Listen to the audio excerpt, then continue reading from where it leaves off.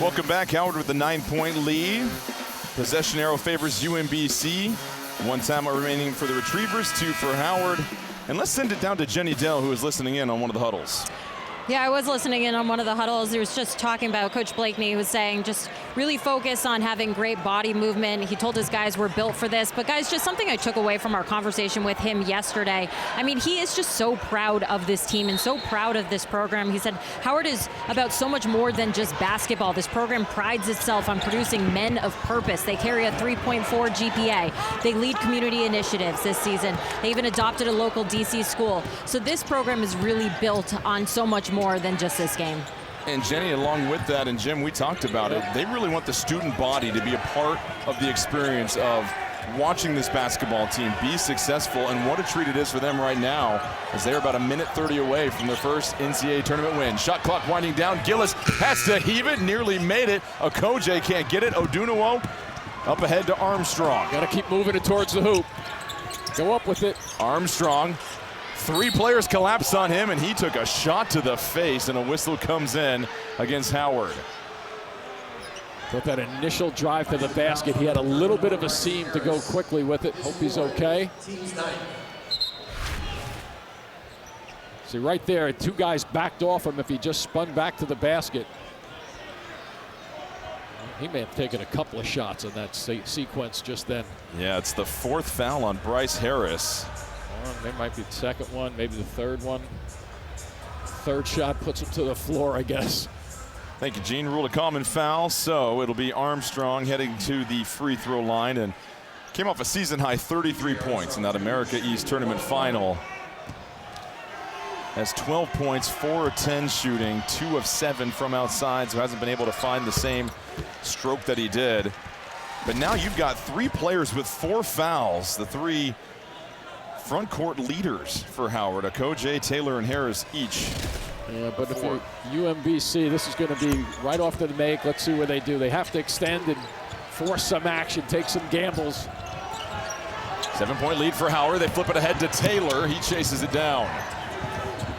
Cotton back to Taylor. UMBC flying around on defense. Diggs will commit the foul on Gillis. It's kind of in no man's land there when you're three possessions down, 7 points.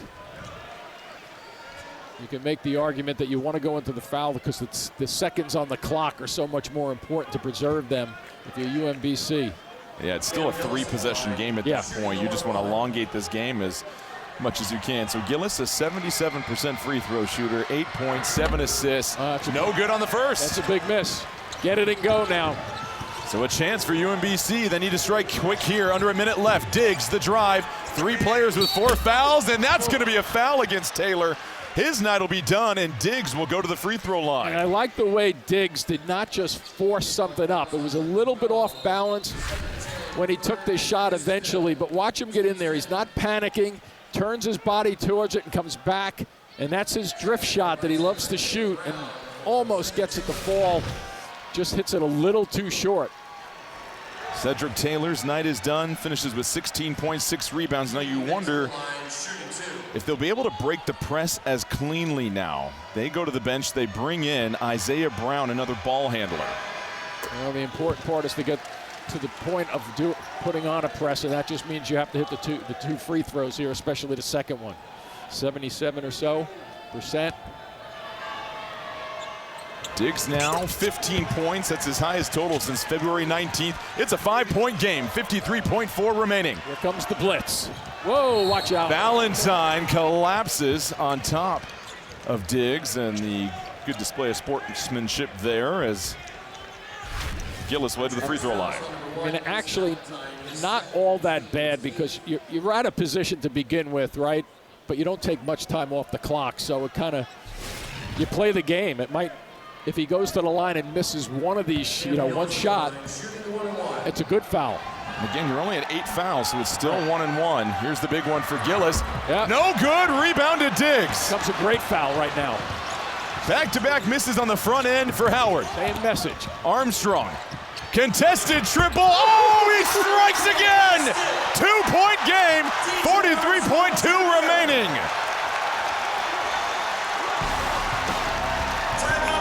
The Retrievers in hot pursuit.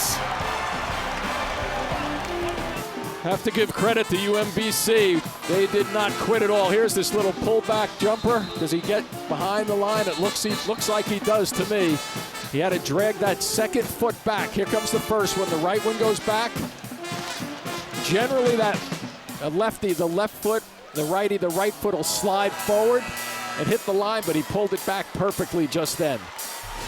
DJ Armstrong in that championship game against Vermont had 3 monster threes down the stretch to close things out, and this completely changes what you do on defense here for UMBC. No timeouts remaining for the Retrievers. Both teams in the bonus. Possession arrow favors UMBC. They cannot challenge anything. Yeah, the thing that is a difficult choice right now, they've had success playing really almost reckless defense and going after it. Now when they come back, they got the shot clock working. They have a differential. Whoa, brother! They just got to make sure.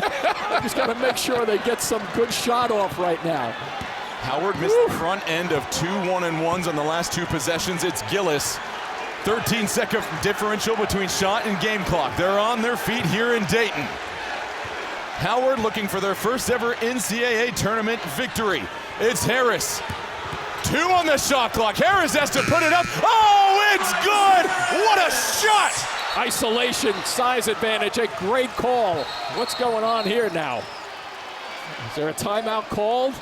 Timeout whistled for Howard, and UMBC's arguing we got the ball in bounds. We were ready to go. The Retrievers wanted to go against a defense that wasn't set yet.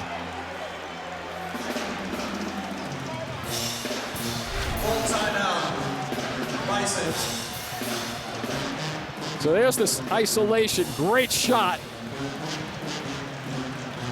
Ball's in bounds. See the official at the top right there, maybe making a call for a timeout, but I'm not sure. Close. Yeah, it really was. Close. And that changes everything because now Howard can set up a press or a set defense. UMBC, that's going to take up some precious time here. Well, and also if they didn't get the timeout, they just cleared the bench. This is true. They cleared the bench. That's happened a couple times right, the exactly. last week. 13.1, yep. So they have the right time to get things started. No timeouts remaining for UMBC. Go right at it, right to the basket. King, straight to the cup for 2. 7.5 remaining. Howard has 1 timeout remaining. Harris, and that's a timeout called by the Howard bench. Good job, their last one of the game. Kenny Blakeney all over that just then. He saw that from the other side of the court, 50 feet away, that they were having trouble getting that in.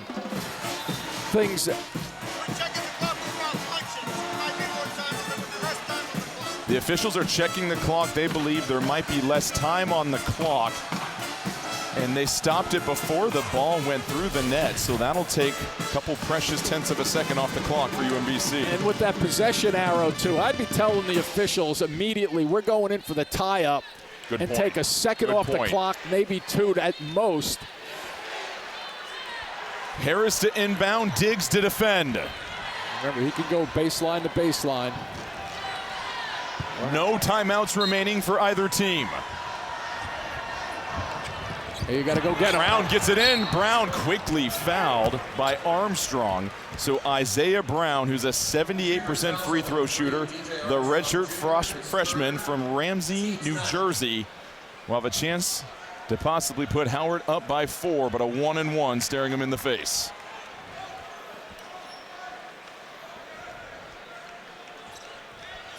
The Bison on an 8-game winning streak, looking for their first ever NCAA tournament victory. Brown at the line. Well, you get it and go on a miss. It's good. So if they bring it down, they miss this shot. Blakeney is not a foul guy with the three-point rule, you know, the three-point advantage. This will answer that question in a hurry. No good. Retrievers will have a chance to send it to overtime. Diggs, cross-court pass. Armstrong to go to overtime. No good.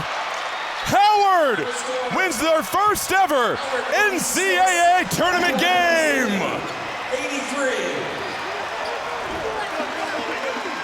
both these clubs, you come in as your first year as the coach there, they don't have the greatest talent the other people up on top have. In fact, Wade made a comment, and I agreed with him. He said after getting waxed by Duke, he said now we found out what the standard really is in the ACC, and we got to get there. NC State with possession here. Sean Miller just did something so profound as a coach. No whistle. Kept alive by Swain. What do you got? Sean Miller just did this thing that was so cool. I was wondering, I said, I think he's going to put the big guy back in the game. And he says, no, I'm going to wait till we go on offense. It's not going to work because he was – And that was just terrific. Mark!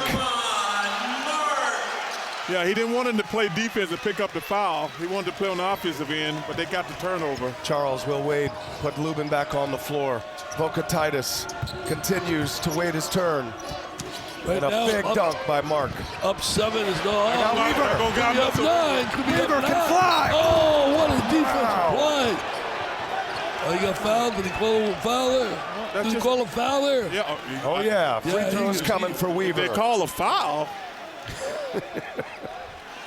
Boy, Weaver's had some night. He's had some game. He really has been a About star. Javon of Mark stars. right here, boys. Wow. Powers it down. Big bucket, and a Weaver has been the star off the bench. He's been a star. I love the foul. He didn't try to hurt him. That was no overreaction. He just, yeah, I do. I love that. No intent. We're not trying to hurt anybody. I'm glad they didn't even go look at that. He's a star of the game. I don't think there's any doubt about it. 100%. Kendall Weaver in the SEC tournament scored 1 point. He comes out here in the first 4, his first career double-double with that free throw. Wow, what a night. And he's been the MVP player of the game. Yep. Kendall Weaver, 2 for 2, clutch at the line. And suddenly that's this Mom lead Weaver right there, right? That's a mom reaction right there. Yeah. I'll tell you this now. Paul Biancardi told me, our guru on ESPN and recruiting, he said Texas got some great guards coming to get him.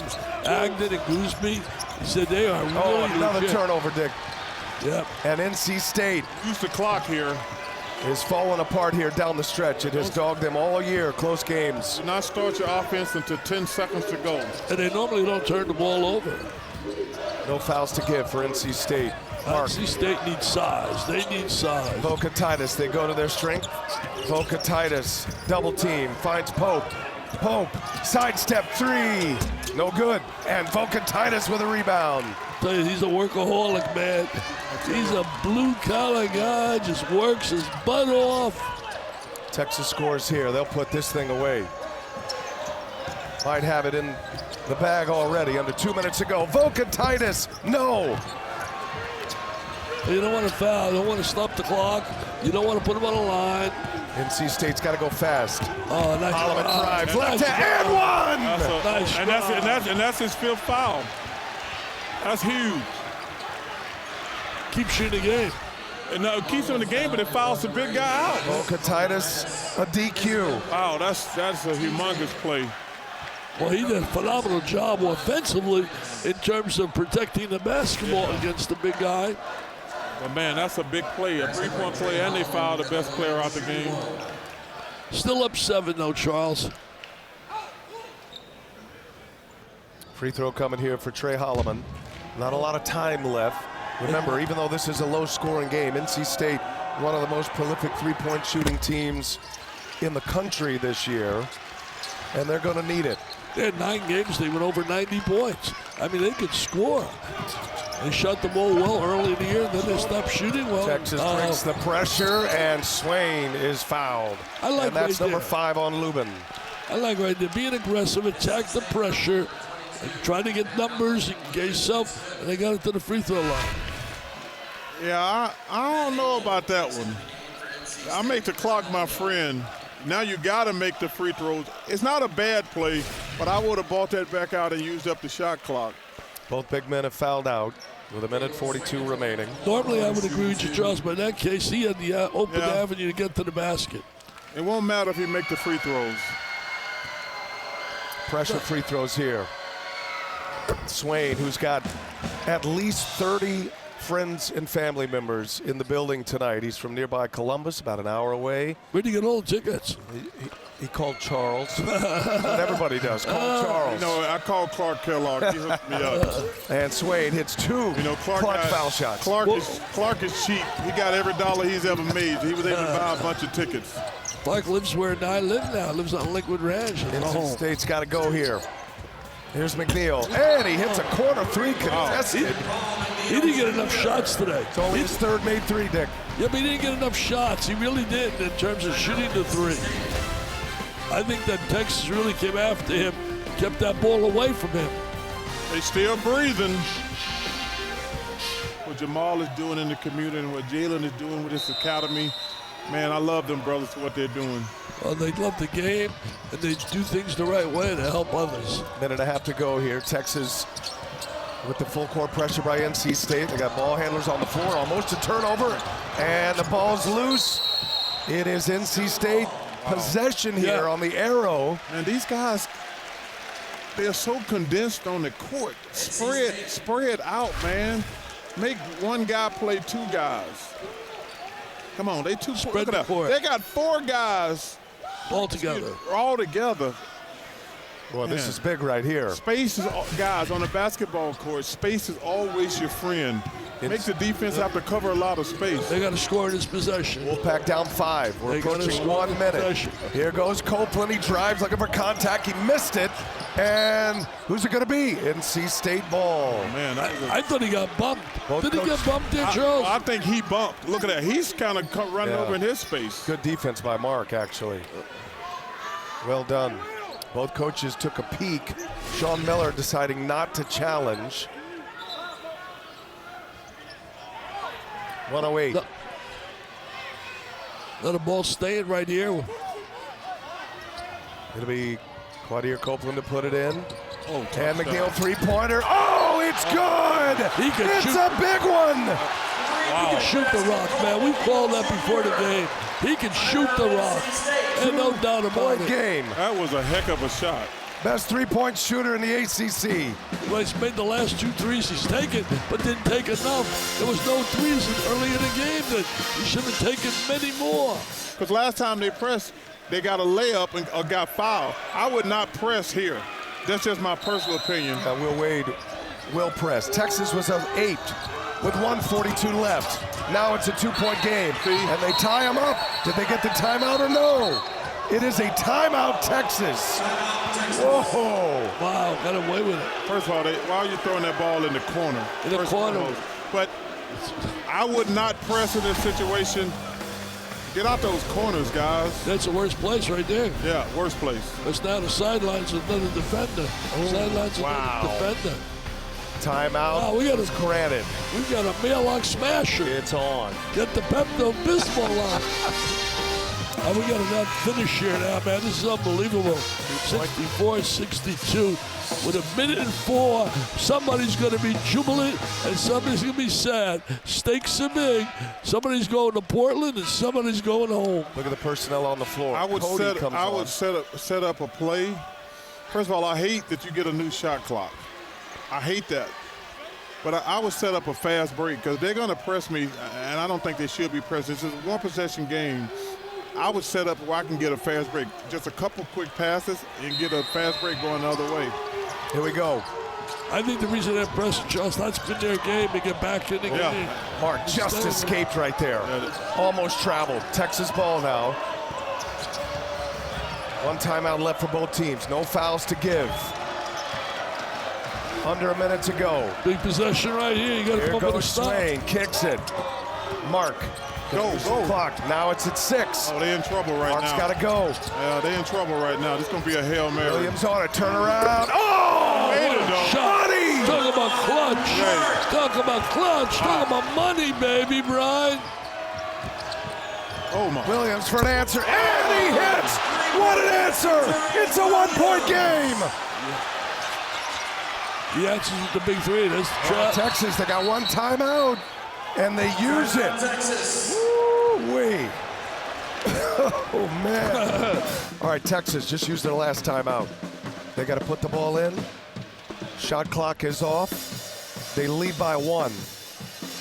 The lead has evaporated for So now you got to make a decision how many times you trap before you foul.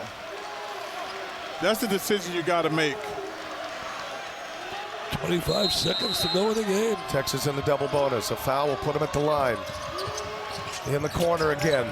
Swain, patient, trapped. Swain's in trouble. It's off his knee. Wow. It's NC State ball.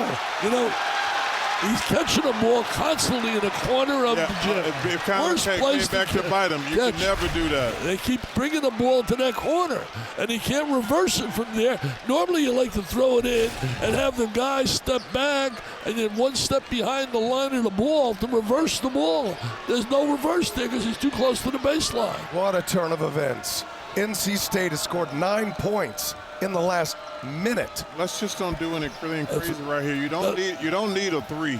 Take something. They got no big guy in the game. Take the ball to the basket. Wolfpack has a foul, and they have a timeout. Get close. Holloman, he drives. Holloman, and he's fouled. Tell you one thing, they steal this victory, man. They get this W here. Yeah, you got it. We got a long way to go, but man, mental mistakes. Holloman took it right to the rack. Now he's going to the line to try to give North Carolina State the lead. You know, talk about the importance of experience in tournament clutch time. You got Williams, he did it when he was at Texas Tech, and you got Holloman, did it at Michigan State. Both these guys had a feel of what the Elite Eight is all about. I gotta make those free throws. Gotta make those free throws. Pressure of the moment. We might go overtime here tonight. Trey Holloman. Hey, I can't think of a better place I'd rather be. There's no, but yeah, right. I don't want to go anywhere. Stay here all night. I mean, excluding casinos. Holloman shot at 81% for the free throw line this year. And he ties it up. The first tie of the game. Wow. 18.3 seconds left. Texas, no timeouts. I wouldn't pressure you. He took the press off. Now, who's going to get the last shot is the question. I think it's got to be Mr. Swain. Yeah, you got to go to your money guy. Swain or Mark. Swain or Mark. And watch the offensive rebound by Weaver. Crunch time here, down to 2. Mark for the lead. Oh! He hits another one. 1 second left. Mark puts Texas in front. What a shot. I told you, baby, I said you got to go to Mark and Swain. He's clutch. There he is, the clutch shot. The 2 shots he hit down the stretch were incredible. So,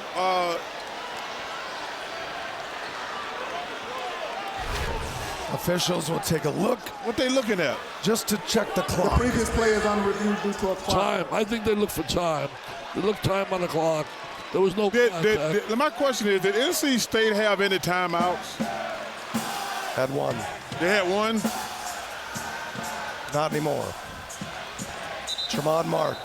The game clock will be set to 1.1. There you go. They added 0.1 to the clock. He made another clutch one right before that. Yes, he did. A little turnaround late in the shot clock. See, I like the way they're matched up. He's not going to catch the ball easily here. Ball's in play, looking for help. Pass comes in. There's a catch. Williams had a block. Did he get fouled? It was blocked. Fouled. Swain with a block, and the game is over. And Texas advances. Wow. Each team has 1 timeout remaining. Possession arrow favors TCU. Ohio State has 9 seconds to work with on the shot clock. And Jake Debo's been really good out of timeouts on sets. See if they can get a good opportunity here. I would not let Mobley touch the ball. Till he gets it to Mobley. He's got the mismatch with Punch. He lines it up. It's off the rim. And handled by Lelevichus. 2:34 to go. Spot in the second round is on the line here in Greenville. Well, that's Robinson on the kick opposite because of Bynum. Harding the handles. Outside, Robinson one-on-one with Bynum. 9 to shoot. Work it around. Harding trying to get the step around Bynum. 4 to shoot. Pierre, it's short. And rebound controlled by Ohio State. Thornton Euros floats it up. No, but a foul. And it was Harding who took the hit, and Harding is down. His head recoiled off the floor. You're just not going to get that call anymore. You're right, but I mean, the strength of Thornton there in transition, coming at you with so much force. And watch Harden's face here. Oh, he did take a hit, and then the head goes down. Wow. Yeah, that's tough. Offensive After player, review, the call player stands. control. It's a common foul on number 2. Ohio State with two free throws and resume play. I like that. Don't you? They got it right. Yeah, I mean, just. Yep. I agree with you, Ralph. So the foul is on Harding. Free throws for Thornton. And Harding remains on the TCU bench. Nice to hear Gene, huh? Back working? Yeah. 2 days off. He never left. Bruce Thornton shoots it at 83%. He has not scored in the second half. And this is his first free throw of the afternoon. I wouldn't have thought that they'd be tied up with 2 minutes left with him having the night he's having. There's been a collective group too. Mobley, Royal, Bynum, and just different things they've been able to do. Showing a lot of character. Gabe Cupps came in, made a big shot.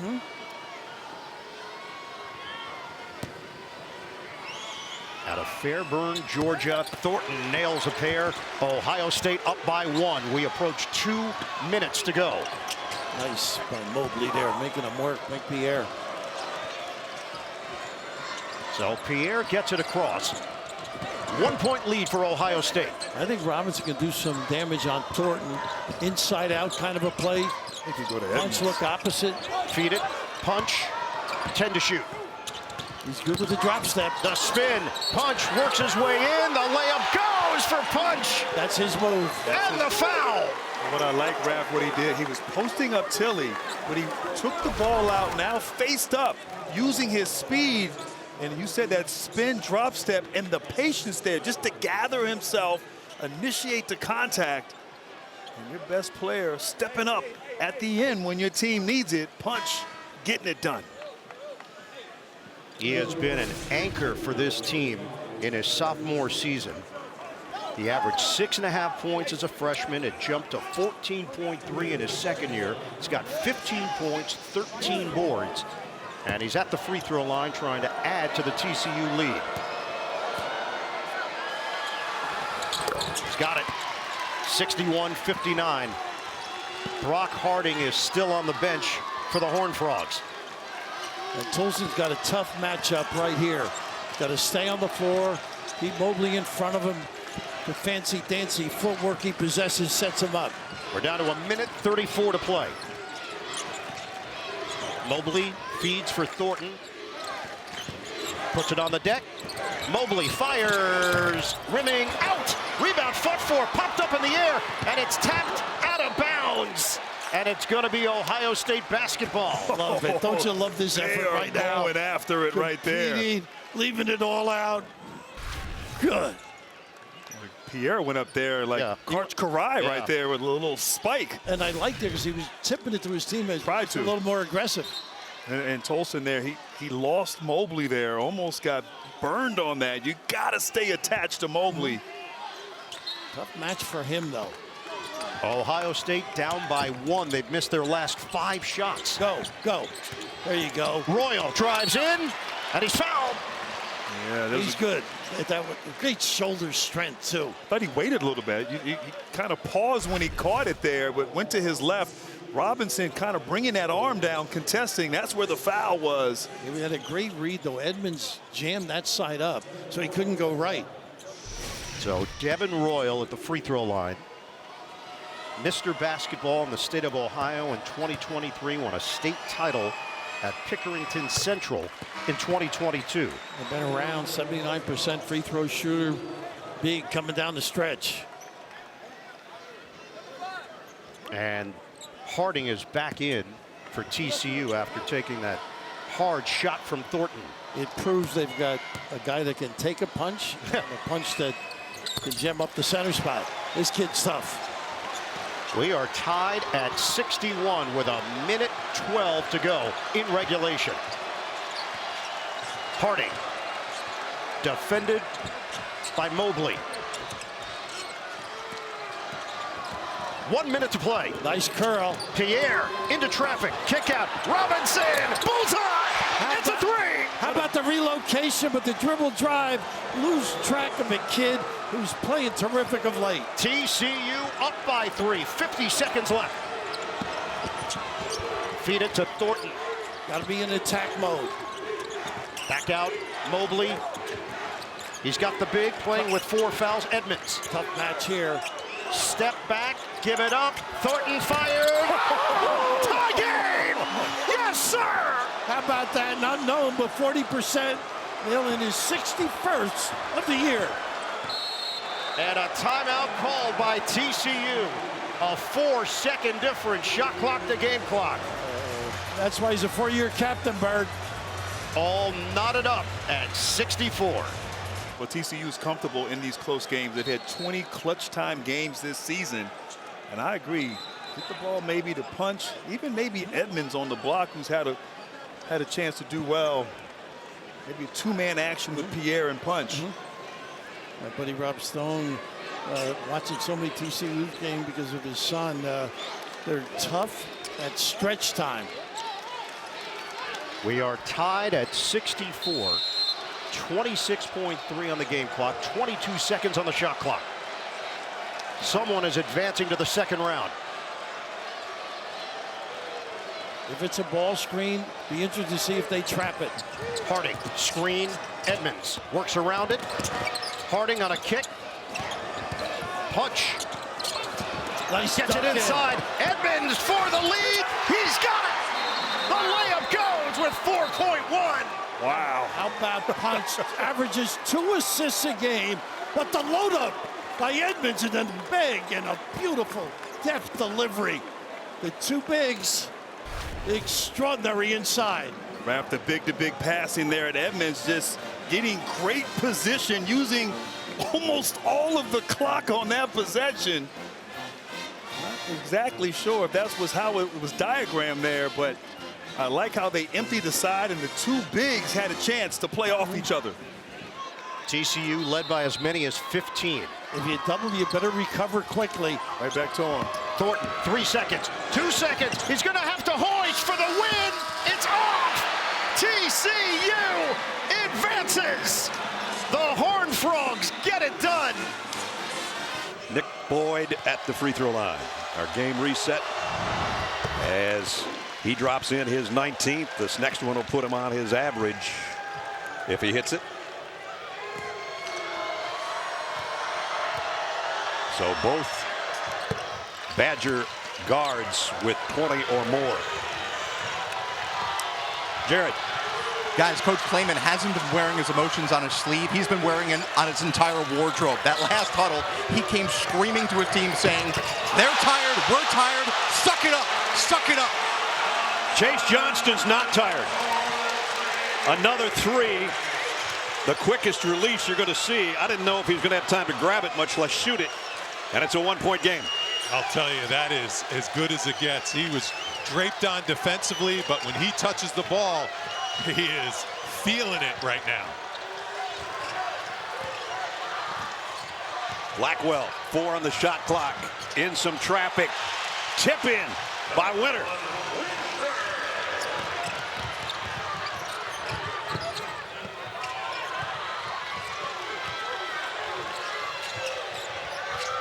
Martin had a moment when I thought he was going to take the 3. It'll be Fletcher instead, and he got it. Tie game.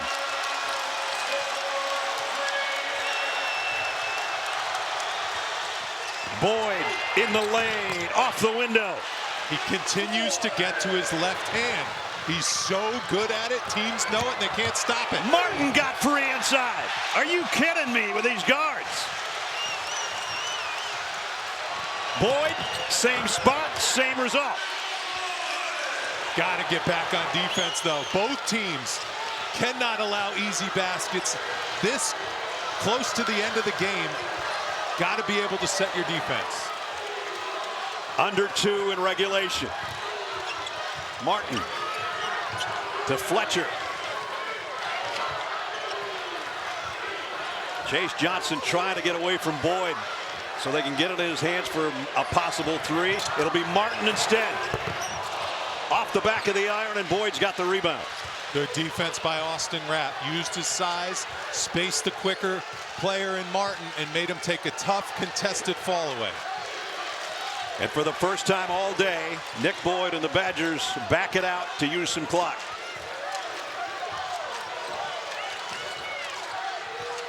See if they can stop Boyd going left. He goes right instead and scores again.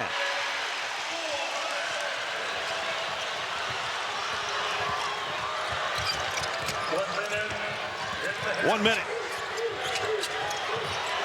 Johnston got it. Timeout. 55 seconds remaining in regulation. Don't call them a mid-major, despite the fact they are a mid-major. They have showed up in this ball game with no fear and stepped up big time. They've won 22 of their last 23. The last loss by the Panthers was January 14th. It's like they've forgotten how to lose. And with that, they keep on winning. That's what teams do. When you don't know how to lose, no matter what happens in a game, you're prepared for every single situation. We got a challenge here and a 30-second timeout. We'll be right back to Portland after this. Yeah, and that's Wally's right on it. You know, when you're reffing those plays and you see Fletcher's hand pushed through, your instinct tells you that Fletcher put it out. Now with replay, we see those Fletcher touches it, but I agree with Wally. I think Blackwell's hand's the last one on that basketball before it comes out. Great challenge by the coach. I think they overturned this, guys. With 54.2 seconds remaining. And to the naked eye, in defense of the officials, absolutely, it completely looked like the contact was made, the ball was deflected towards out of bounds by Fletcher on High Point. So, but when you go to the freeze frame with the incredible camera angles that we have here. We have a successful challenge by High Point. The ball is off of 25's finger for Wisconsin. It'll be High Point's basketball. They're out of challenges for the rest of the game. The shot clock will be at 20 seconds. The game clock will be at 54.6. There you get the official call of what we saw and Gene saw as well.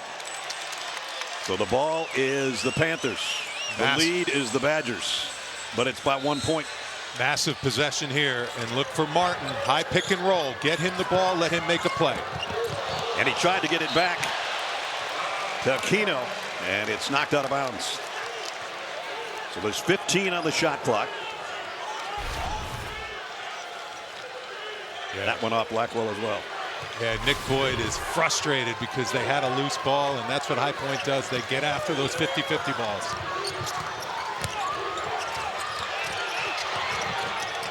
No good. Off the window, and the rebound is Winters. And Rhodey will get it into the front court. No need to foul here. There's an 11-second difference between the shot clock and game clock. High Point needs a massive stop. They got to keep Boyd out of the paint. And it's going to be high pick and roll all day long. Rapp and Boyd. It's been Nick Boyd's second half, and he got inside again, but he missed the shot. High Point's got the rebound on the outlet to Johnston. And his first two-pointer of the year gives High Point the lead. Timeout.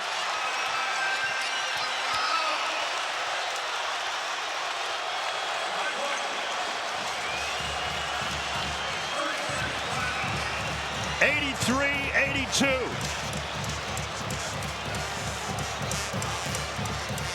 Chase Johnson's got on his shoes a biblical verse, and basically it comes down to a parable of the lost sheep found in the New Testament. In the parable, the shepherd who has 100 sheep leaves 99 to search for the one that got away.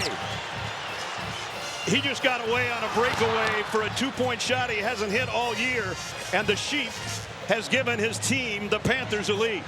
What an unbelievable time to make your first two-point basket of the year. Are you kidding me? You mentioned 0 for 4 on the season from 2, streaks out, gets the layup to go. 1 point lead for High Point. Wow, what a ball game. Both these teams playing at an elite high level. Let's see what Wisconsin comes up with. Both teams are in the bonus. High Point has its first lead of the second half. I beg your pardon, they led 43-41 at one point. But a 1-point lead here, 11.7. Here we go. Nick Boyd, Badgers leading scorer. On the drive, he's been sensational in this. Ham has a shot blocked. And the Panthers are fouled with 1.6.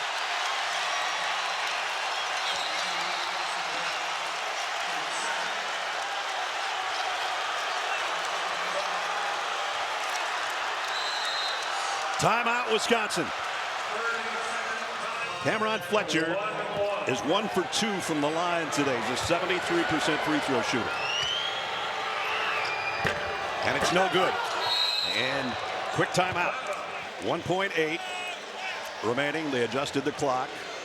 So there's the Christian Laettner type thing. Yep. Or there's the long ball because we're down to 1.8. So you're going to have to hustle. And the inbound will come from Rhodey. And he's guarded by Fletcher, who's going to have those hands as high as he can. Here comes the long ball. That's what Wally called for, but it is intercepted. And High Point, the Panthers, the 12 seed, continue on as they upset the Wisconsin Badgers 83-82. Officials looked at it. They made the determination. It was last touch North Carolina and Dixon. So VCU has got possession, trailing by 5. Jonathan Powell on the floor now to match up with the size. Lewis tried the shake and bake. Shot clock down to 6. We are under 4 minutes to go. Jumper. He's got it, a 3. How about that kid, Terrence? We've got a 2-point game. It's a 12-0 run for VCU. Deep with a smile. 70-68, Tar Heels. Composure now. Powell, a guy who can make a shot as well. So dribble, driving, kick. Basar hands it to the senior Trimble. The freshman Dixon. Pull-up jump.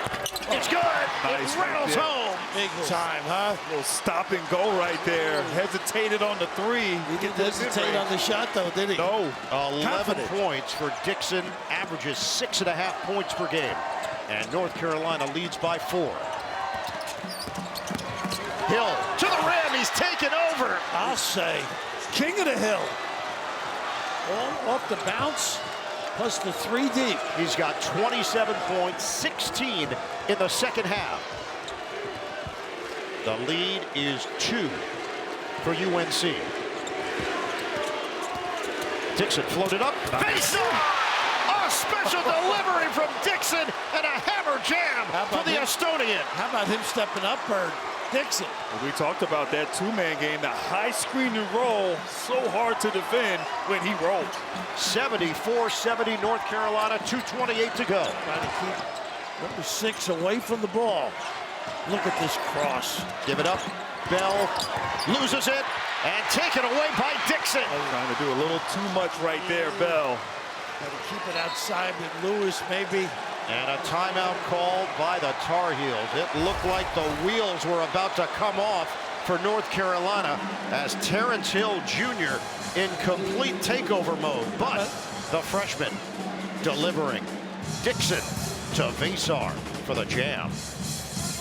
They are comfortable in that zone. They added 9 newcomers, including 7 transfers. And the chemistry has been evident from VCU.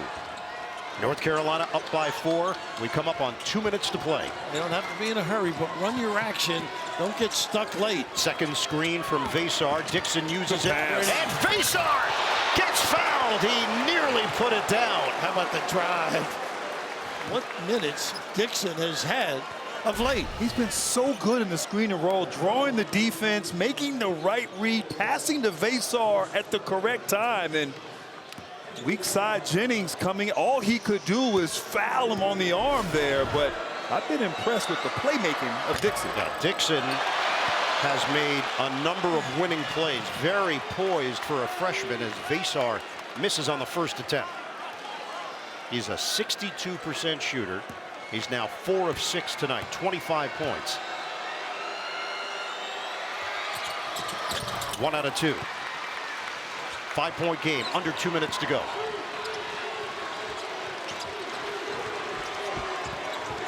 VCU 35% from the field in the first half, 62% in the second half. Hill, it rims out, and it's grabbed by Vasar. He knows how to get rid of people too. Discard. Hill got the shot he wanted. The matchup against Stevenson just couldn't convert. Dixon defended by Lewis.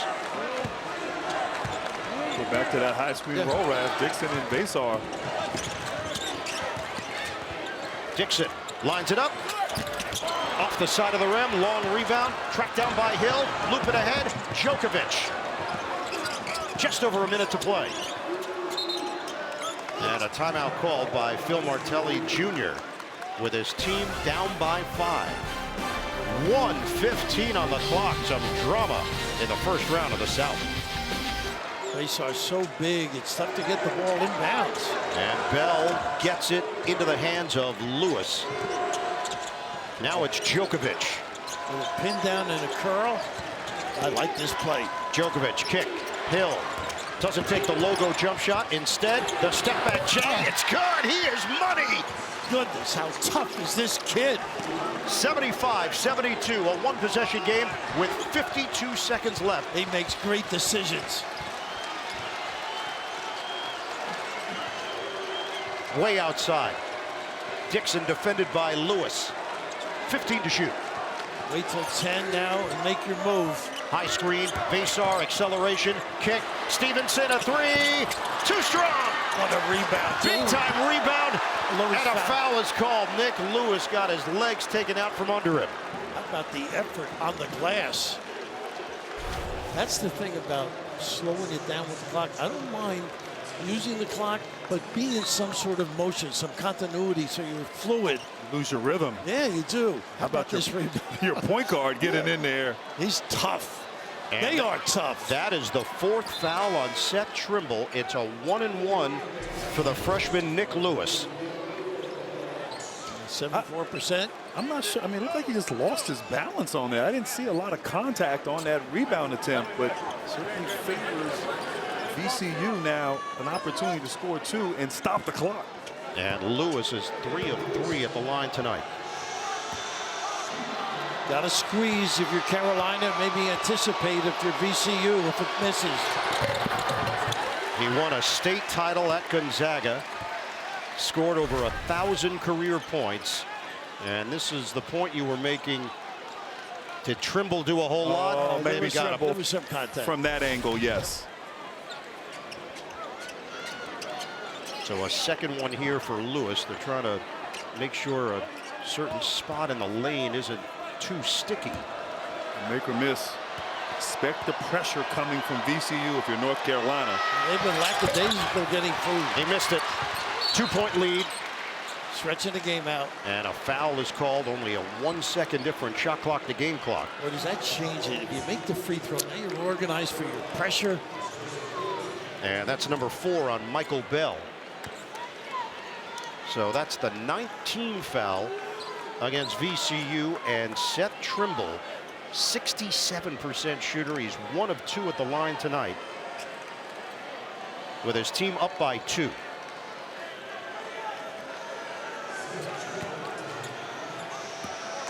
Every year he got a little more responsibility, more playing time, and now the senior is at the line. It rims out. Knocked out of bounds. Last touched by VCU Djokovic. How about Vasar there? It's worth challenging, I think, at this point in the game. I mean, Vasar getting in there, anticipating the miss, and I still think the left hand of Djokovic looked like he touched it last. They're not going to. Yeah, you see the left hand of Djokovic there, but the activity of Vasar on that free throw box out could be the difference. So with 28.6 on the clock, North Carolina will toss it in. Back screen, rescreen on the wing. A lot of time. Wow. They got a 5-second call. And it's going the other way. Good defense.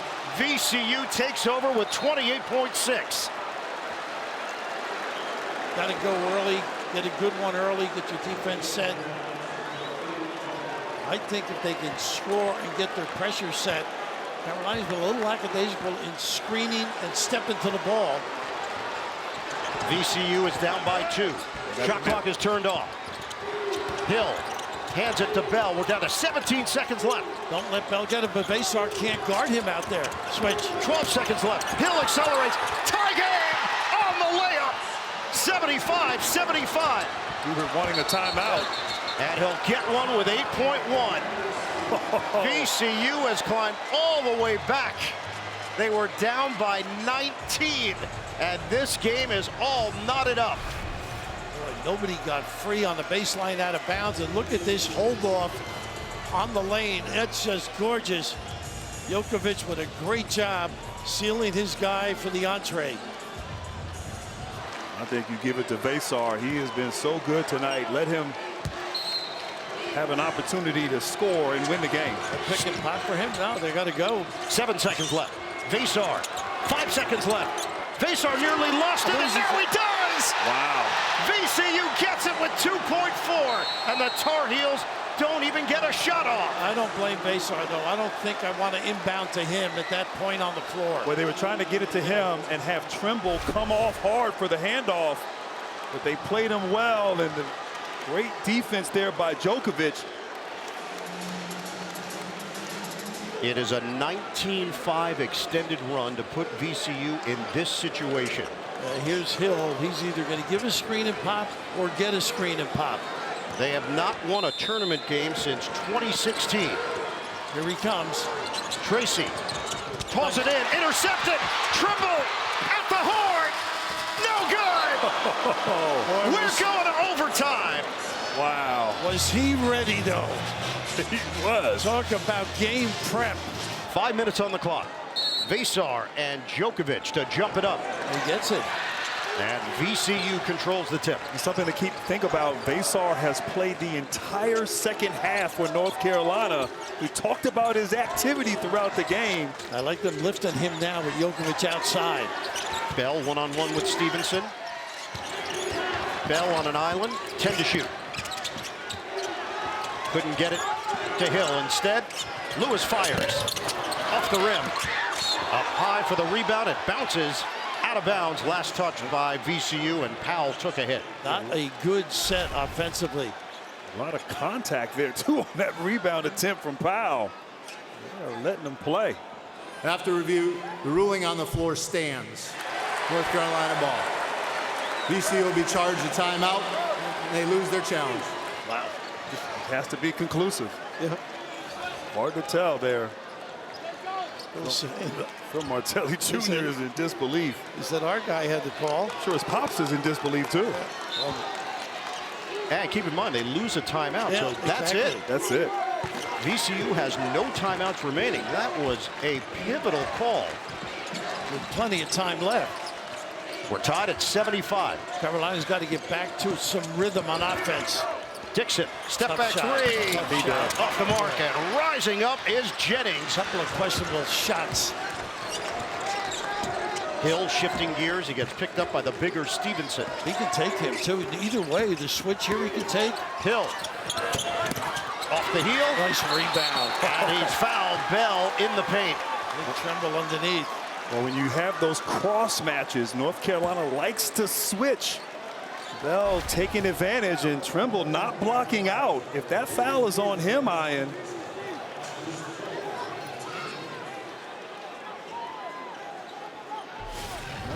They might have gotten Stevenson for it. Oh, wow. I think that was on Trimble. If it was, it might have been his fifth. So it's number 4 on Jaron Stevenson. Trimble still has 4. Bell misses at the line, and we are stuck at 75 and 75. Shot selection is key. Fundamentals are key any time of the game, but particularly in situations like this. North Carolina has just 5 points over the last 8 minutes of game action. Better set now, better action. There's a little curl. And Dixon doesn't get the roll. Rebound knocked around, controlled by Jokovic. We're in quicksand here. Don't let Hill get the ball back. That would be key. Jennings off the dribble. Jennings give it up. Bell denied at the rim by Stevenson. How about that reaction? Big time negation. We approach 3 minutes to play in overtime. The score hasn't changed. Jokovic has done a great job on any post-ups on Vasar. Dixon using the Vasar screen. Dixon continues the drive and kick. The jump shot doesn't go for Powell. And it's tracked down by Lewis. A war of attrition. 2:47 to play in OT. I'd say he'll give it up and then try and get, oh my goodness. The jump shot, no good for Hill. I don't know, give it up and maybe go get it back. Nobody can buy one here. Both teams have to be smart offensively right now. Some ill-advised shots on both ends. Bell's got 4 fouls for VCU. Trimble, Stevenson, 4 apiece. Dixon thought about it, gets it back. Screen. The freshman gives it up for Vasar. Vasar leans, steps, can't score. Bell collects the rebound. Vasar a little late getting back now. You mentioned all the minutes he's been on the floor. And Lewis attacking the rim with a corkscrew. And Lewis took advantage. Vasar not getting back Stevenson either. And Trimble is fouled. Boy, did they get the ball down. Even through adversity, blowing it down the floor. But you are right, Vasar just tardy. Great awareness there by Lewis. The big's not there. Attack, no rim protection. And the physicality and touch of Lewis. Easy too. Finally, somebody scored here in overtime. 77-75 VCU. And Seth Trimble is 1 of 3 at the line tonight. He cuts it to 1, 2:02 on the clock. The individual D now is the key. You know what your guys can do after all this time. Keep them in front, particularly on the perimeter if you're Carolina. North Carolina just 68% as a team at the free throw line, and Trimble gets the roll. We are deadlocked at 77. 2 minutes to go in overtime. Jokovic hands to Hill. Back screen pop. He's led the way with 31 points. Screen from Jennings. Hill. Backing in. Hill. The fade. It rims out. And the rebound controlled by Vasar. Good D by Powell, forcing that tough delivery. Vasar has got a double-double, his 10th board. 1.5 minutes to go. Trimble. He gets the big. Trimble drives in, but comes up short. Rebound poked to the outside, and Hill tracks it down for VCU. I think Carolina's run that ball screen closer to the top of the key. Half court set here. Jennings to Hill. Give it up. Lewis, 3-guard set. Jokovic sets the screen. Lewis lets it go. Off the rim. And the long rebound to Trimble. A lot of winded guys right now walking. And North Carolina will take its final timeout. I like something with some action. Ball movement side to side. Stagnant with their offense, allowing VCU to set up. Got Trimble off the ball. Get it in. Screen and have him curl. Almost a turnover. Down to 42 seconds left. Vasar hands to Trimble. Sets the screen. Trimble drives. Trimble! Can't get it to go, but a foul. How about that? And what he did also, Vasar on that weak side, able to dominate if the foul had not been called. I like that, getting Trimble to his right hand. Good defense pressuring. Stevenson empties out there, creates that driving lane, almost a 3-point play opportunity. And the 3rd foul on Jokovic. 14 points for Seth Trimble. He's 3 of 5 at the free throw line.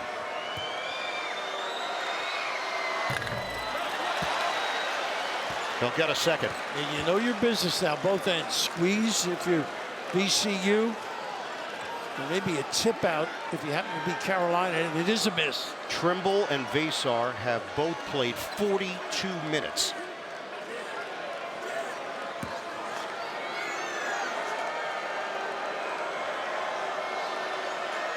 Trimble for the lead. 78-77 Tar Heels. There's a 5-second difference. Shot clock to game clock. When you're tired, it's usually defensively you give ground. VCU down by 1. Jennings. Nice shot fronting inside by Powell. Here's Hill. Step back, Jay. Oh, yeah! He doesn't even smile. VCU naturally. Up by 2. 12 seconds left. Carolina's got to go. Dixon. He'll drive it. He'll kick it. Trimble doesn't take the 3. Stumbling. Vasar.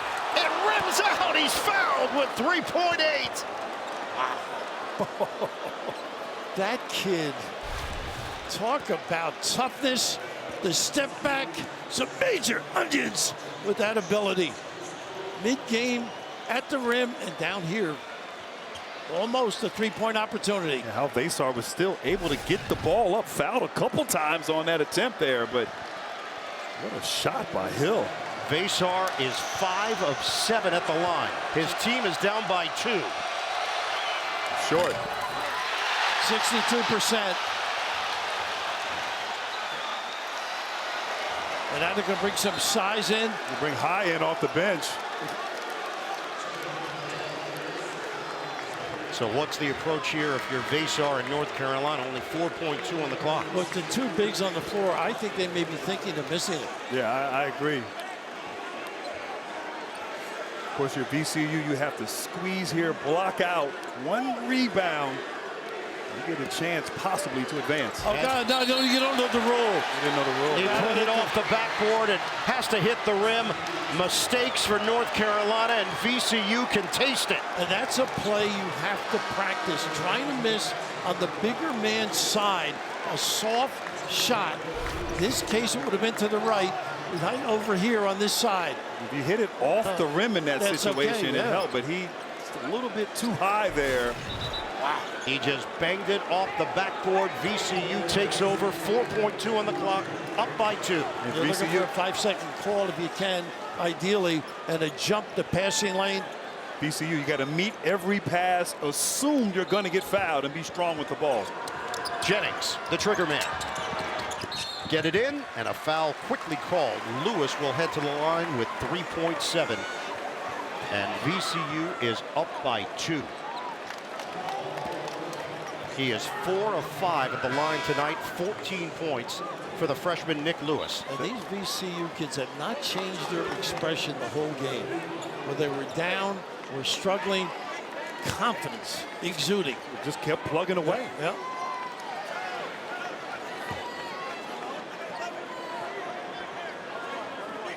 And this is a 1-and-1. That was the 19th foul against North Carolina. Lewis. It's a 3-point lead. And this one just nails it for good. Nick Lewis can give his team a 2-possession lead with 3.7 on the clock. He's got it. 82-78. Don't get in here. No foul at all. Any place. The long toss by Stevenson. The catch, Vasar. And that's it. Upset madness. VCU comes all the way back to defeat North Carolina in overtime. 82-78. Game summary, 3:41 left in regulation, a 3-point lead for Kentucky. Some of that interior defensive work now starting to become an issue for Santa Clara with a Kentucky shot blocking prowess. And Allen Graves to the free throw line for Santa Clara, shooting 2, Jim, with a chance to cut this thing down to a point. Yeah, Spiro, I go back to when John Rothstein asked Herb Sendek that question when he had 3 fouls, remember, at the half? And he said, how are you feeling about that? And he said, well, he doesn't have his 4th and 5th, which I thought was a very positive answer. And who does he have at the line right now without his 4th? Graves. I'll get complete coverage of the NCAA Division I Women's Tournament at ncaa.com. More than 30 years ago, Herb Sendek was an assistant coach in Lexington on that Rick Pitino staff. And here he is all these years later, coaching Santa Clara against the Wildcats. Incredible. John, you were eavesdropping in on his timeout huddle. Yeah, Spear. Herb Sendek and his staff were very, very encouraging to Santa Clara in that last huddle, praising the rebounding and also saying, guys, we are playing at a high level offensively in the second half. Let's just keep doing what we're doing, but we have to rebound, Spiro. Broncos, John, trying to show the country, prove to everyone that they belong on this stage as Owe misses from deep. And John, I would just add to that, what they have to do also is not allow Kentucky to drive this ball to the basket at the other end of the floor. If they can keep them out on the perimeter, their chances are better. Graves turned back, it's Garrison. Just magnificent paint defense. Sure was. The timing of it was fabulous. Garrison has been a huge piece off the bench today for Pope.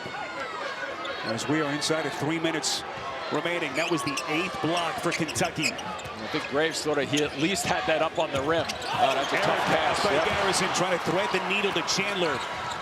11th Kentucky turnover. And I think this game is going to be decided by who gets it to the middle of the floor into the lane and try to get to the free throw line. Or you can cut the tension in this place with a knife right now as Ensminger. Couple of fakes. Diabate, nice job not to bite. 8 on the timer. He's going to go with it here. This is Graves. First team all WCC. The foul, they're going to count the basket. Yep, I think that was off the glass, wasn't it? So a chance at 3 for Graves. And now they're going to say no basket. Boy, Tony Padilla was pointing as if he said count the basket. Or was there no foul? Yeah, now they say no foul, so no contact. Ball clearly hits the glass, Spiro, so that's the right call on the goaltending, but I don't think there was a bump. So initially Padilla said foul +1, count the goal. Then they conversed, changed it, no foul. Boy, what a gigantic sequence that is. So Kentucky with possession, down a point with 2:04 remaining. Owe body bumping, and he's fouled.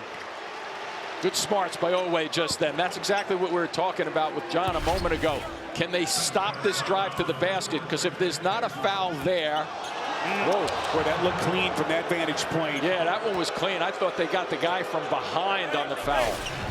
Double bonus now for Kentucky. 2 free throws. And look at Owe, the player that he's become. 3rd player with 25 and 5 in multiple games now in the first round of the NCAA tournament.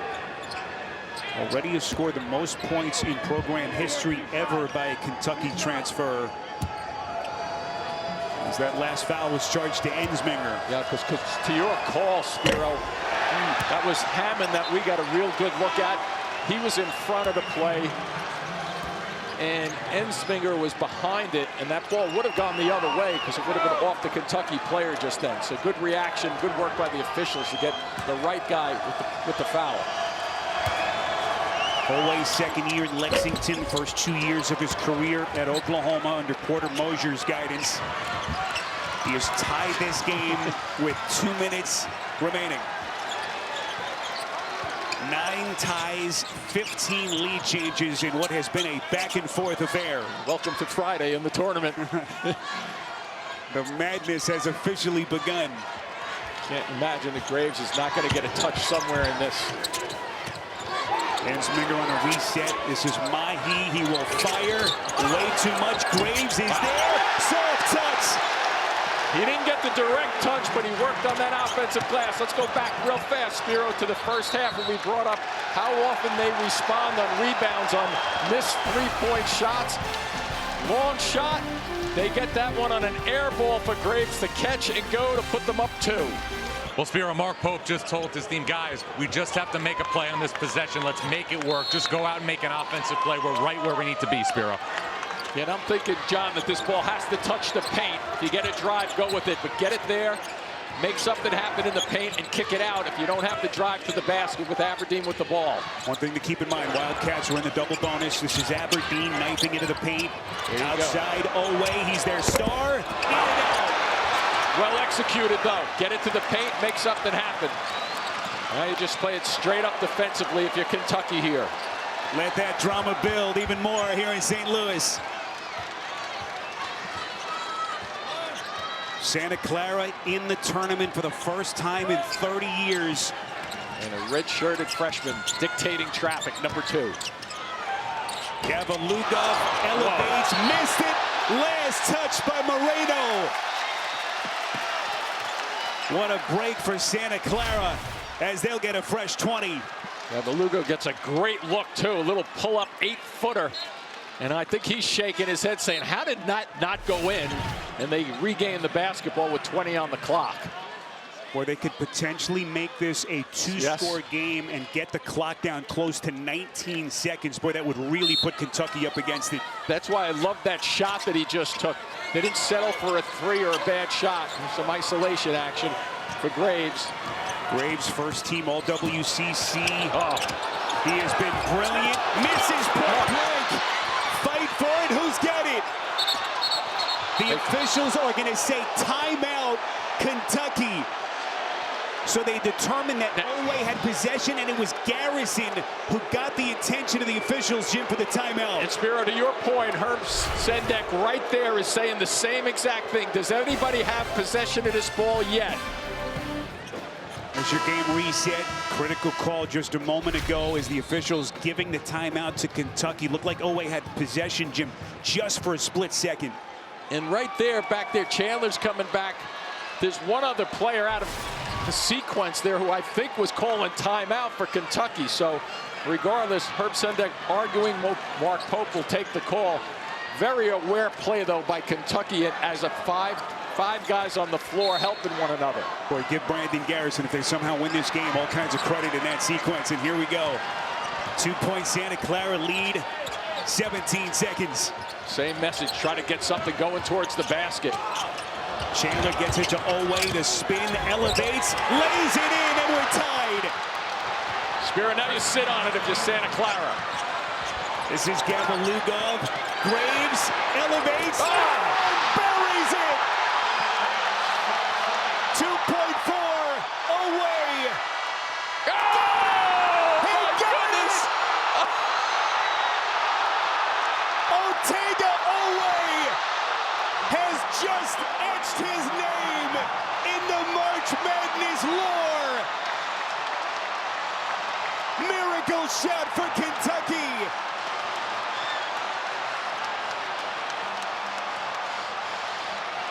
And we are tied in St. Louis. Just breathtaking. You can't make this stuff up, that's for sure. Does he get it off? I'm seeing .2 on that shot clock when the ball left his hands. And let's not forget on this shot, Spiro, watch where it goes in. It doesn't go in clean, it goes in off the backboard. Wow, you can't make it up. It is the stuff of dreams from Otega Oway. Going glass with their season hanging in the balance. The officials are at the replay monitor to determine if it indeed got out of his hand before the clock hit zeros. We had a great shot from behind there of him shooting it with the shot clock in frame. You talk about the wild swings, huh? You just do not see that many quick hitters in 3 seconds or less like that. What a fabulous finish to regulation. Jim, we thought this one could be potentially special. 7-10 in the Midwest. How good Santa Clara has been. Everyone knows about Kentucky. And my goodness, these two teams have lived up to the game's billing. Oway into the paint, elevates up over the top, misses badly against Oboye. Jim, take us back to that last second sequence. From a player perspective and a team perspective, shot in the air, look to your right, look at the bench. This one's ours, this is over. Sendek is trying to call timeout, but the ball gets put in play beforehand, and that's why we're able to see that wild moment and finish by Oway. Chandler's got to work quickly, shot clock at 3, elevates back of the rim. Everybody offensive rebound taken Garrison. Everybody blocked out, but nobody went after the basketball. Aberdeen resets now to Chandler. 11 to shoot. Aberdeen steps back. That's a deep three. That misses badly. So cold start to the overtime. And Diabate off the save by Garrison. Beautiful work by Garrison just then. Jim, how big has Garrison been in this game? Olway taking a little bit of contact. And Spiro, the first 2 possessions there are handled by Kentucky. They're shooting the ball from long range. I think you got to test the waters in overtime. Coming down the stretch, even though I know 2 3-point shots got us to overtime. Get it going towards the basket, make something happen. Great catch there. Mahi elevates and connects. You see the difference when you bring the ball to the basket. Kentucky in that situation has to fill the middle of the floor. A great time to kick it around the horn because they can't recover that quickly. Not many teams can. Here's Diabate, puts it on the deck underneath Ensminger. Just masterfully done by Diabate. And I love that little hesitation. He's not rushing through it. He's an experienced player, and it showed on that play to hold that ball a little extra. There's Gavlugov underneath, poked away. Nicely done by Garrison, deflected out by Kentucky. And the Broncos are going to have it with 18 to shoot. There you go, around the horn, wide open shooting. So after you penetrate a little bit, and there, watch him hold on to the ball. He says, I'm not going. I'll give you a little bit of a fake. Then when you come down, I'll be under control. There's Gavlugov, who was the hero in the WCC tournament semifinal win over St. Mary's. 23 points in that game. Turns the corner, goes glass, missed it. Look at Graves. Hammond from deep. Fight for it underneath. How well can the Wildcats protect their glass off those missed threes as the officials get a reach in here against Santa Clara? Yeah, Gavlugov just then swiped down. Watch when he goes in for this ball. Ball is in possession. Then he comes and he goes down on the ball. If he's going up, he's probably going to get away with no foul on that, but he clearly comes down on him. Just a mistake by the youngster. So Kentucky stays in the double bonus. Continuation of the regulation tally, and Brandon Garrison to the free throw line. 64%, Jim, on the season. Not his forte. Young man who has been so good. Not sure where the Wildcats would be without him in this game. Spiro, as you're blocking out right now, you want to make sure that you're getting good guys and somebody going out in front of him in case it comes back. There you go. You got to be ready for that kickoff. 2 critical misses. And Kentucky's lead still at a point. We're in overtime in St. Louis in the 7-10 matchup in the Midwest. Get that ball in the post. If you're Graves, go with it. Gavlugov buries a 3. And Santa Clara just will not go away. The Broncos back in front here in overtime. See the 3-point tally. And the urgency ratchets up even more. Size advantage here down on the post. Will somebody come and help him or not? Diabate, pretty spin, couple of fakes, lays it up and in. That is a heck of a move just then from an experienced player. Even with the double team coming at him, which he knew was going to head his way. A great answer by Kentucky. Then you just consider the big games that young man has played the last couple of years. 2 trips to the Elite Eight, a Final Four with Alabama. Nothing rattling him, Spiro. Inside of 2 minutes left, this is Graves, mid-post, double teamed. Mahi's gonna fire, short. Coming down to crunch time again, my friend. Can't ask for more than this. Kentucky and Santa Clara. If you've just hopped on with us, Kentucky more appearances in the dance than any program ever. And Santa Clara dancing for the first time since '96. Test the paint if you can. This guy can do the paint. He can test the paint for sure. Oway to spin, and they're going to get Hammond on a reach in. Smart play by Oway again. So the Wildcats with a chance to retake the lead. Oway, the 73% free throw shooter, to the line for 2. Yep, it's the right call, too. In what has been a career day for Oway. 31 points, with most of his damage, Jim, coming since halftime. So big right here at the line. 73%. There's his mom, Tanya, His grandma Francesca seated right next to her. Can't imagine the emotions. Nerves are rattling. Young man grew up in Newark, New Jersey. However this game ends, this game he's going to be thinking about a day he'll be thinking about for the rest of his life. Clearly, I agree 100%. 66 seconds, and this crowd in St. Louis rises to its feet. Small versus big out here. Should be able to go by him if he gets closer. Gavrilugov dances. Garrison got him. Got to get it dunked right here. And Kentucky up 4. And another monster sequence for Garrison. And now the Broncos staggering into the corner. Always prayer, three-pointer to beat the buzzer. And now they've scored 6 straight in overtime, up 4. And I would want to get this opportunity done in about 8 seconds or so. So there's 40 or so seconds left on the clock. You don't want to rush it, maybe 35, but you have to get it going quickly. Shot clock at 16. Lugov, it's Garrison again. He has been a defensive demon. Diabate up, missed it, but he's going to shoot free throws. Contact from the back. Just can't sing Garrison's praises enough. Always going to get the shine, and deservedly so, but Garrison, Jim, has been monstrous. But the back-to-back decisions to try to shoot over them and shoot over him, just not good decisions by the young red-shirted freshman. Gavrilugov. So here's Mohamed Diabate. So the other amazing story about this young man, he's a practicing Muslim, so the Ramadan fast ended just yesterday. He'd been fasting during daylight hours since the middle part of February, so this is the first day since mid-February he's been able to eat and drink during daylight hours before a game. And boy, he has had all the strength he's needed. Yeah, he sure has. In what has been a huge performance for Kentucky. And now desperation mode for Santa Clara. And they know they need a 3. Hammond elevates, misses badly. Ensminger, he'll shoot in the corner, and that'll keep him alive. 18.9. Timeout taken by Herb Sendek as that slices the deficit in half. Not going away yet. I'm not putting this one in the books on either side yet after that end of regulation. I think we've all learned our lesson. Watch him run out to the corner, though, and he waits, and gets a nice look to go.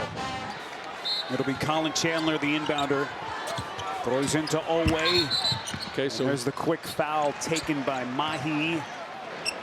Smart by Owe, too, to catch that ball and turn and run. So he didn't allow anybody to double team him to get that possession there. Ortega Owe, 8 of 10 at the free throw line, 33 points. And what has been a dream performance in this opening round of the Madness. I always like to watch the guys who run to the ball in those situations, saying to himself, I want it, I know I'm going to get fouled, and I know I'm going to get to the free throw line, and I'll try to win this game for Kentucky. Just think of all the injuries that the Wildcats have had. Let's put all the pressure on the shoulders of this young man, and boy, did he respond all season as he knocks down both. Need the quick hitter here, Spiro.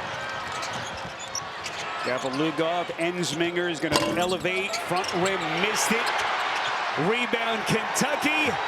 Everdeen, the exclamation point.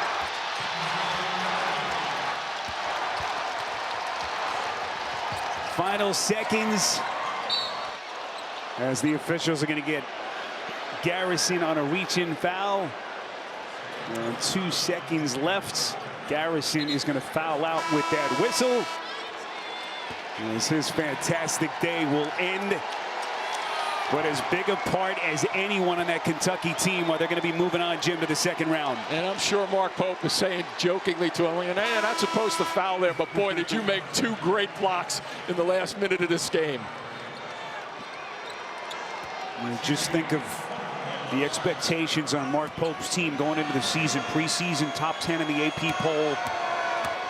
And they had those bursts of brilliance, but the up and down season that will all be forgotten, at least for the next couple of days as they're going to be moving on to the weekend here in St. Louis. In the meantime, what can you say for Santa Clara?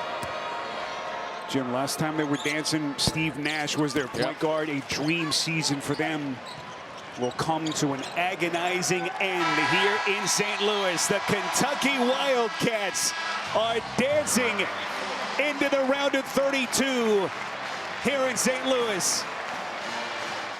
Those Go Big Red chants started a couple of hours ago, and they haven't really stopped. No, they haven't. They started a couple days ago, and I don't think they stopped.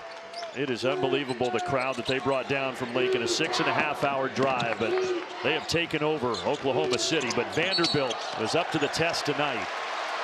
That's a foul on the Commodores and Tyler Nickel, just his second. You don't want to send this Nebraska team to the free throw line and give him an easy one. Nickel upset that time, but got the foul. And you put a great foul shooter in Bryce Sanford, 86% on the season, to the line.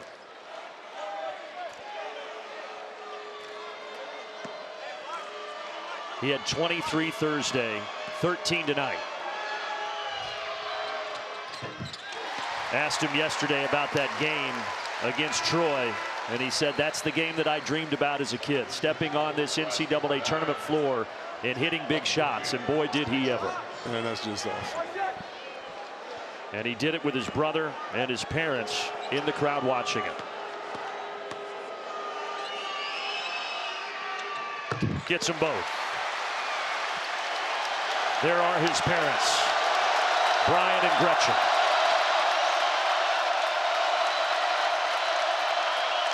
This zone got Nebraska a stop on the last play. Let's see what adjustments Vandy made. Okereke, McLaughlin, 10 to shoot. They'll reset with Duke Miles. To the side, he fires, front iron, rebound, Buchtengel. Nebraska, a chance to regain the lead as we approach 3 minutes. Not a single person in this building is sitting down. Here's Lawrence playing with 4 fouls. Foul away from the ball. That's another on Nickel, his third. And back to the line goes Nebraska. Sanford taking advantage of Nickel, using some savvy veteran moves down there, trying to let the ref know he's holding me, he's grabbing me. I need to go to the line. Chris, you pointed it out earlier, even though he just picked up 2 fouls, the job that Nickel has done on Sanford has been impressive tonight. And he misses the free throw. That is rare for number 21. Right now, I expect this team, Vandy, to get a good shot because the defense has played the same defensive strategy 3 times in a row, as you see the kick right there. Because you have to adjust. Nickel has been the middleman, and I don't think he should be the middleman. I think Okereke should be the guy coming to the middle. Keep Nickel out so you can spread the floor and use him as an outlet to knock it down, along with Miles and Tanner. Oh, almost got by Okereke. What a catch. There's Nickel. You can't leave him. Rebound, batted to Sanford.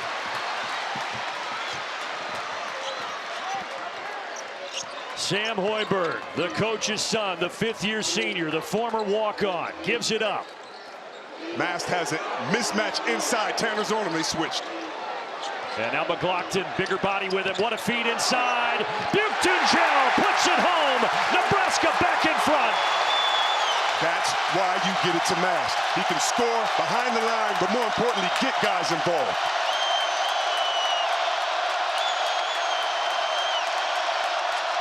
Less than 2 to go. Miles penetrates, kicks. Okereke. Oh, what a big-time bucket from A.K. Okereke. Timeout Vanderbilt. 2-point game. 1:42 to play. Maybe he's got another one in store for us. Mast has been going to work. Let's see if you try to get it to him or Frager, or of course that man Sanford. Lawrence. Now Hoiberg inside of 90 seconds. Up top, Mast from downtown. Look at Hoiberg, the smallest man on the floor with the biggest heart.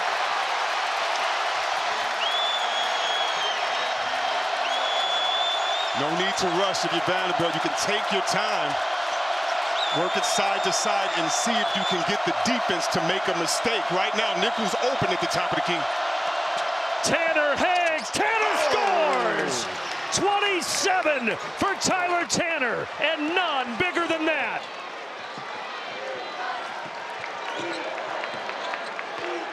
"50 seconds to go here in Oklahoma City.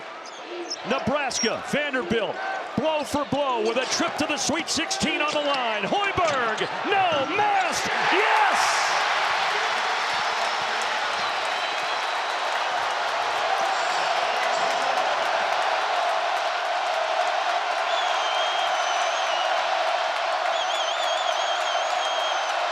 They have a timeout. Does Vanderbilt?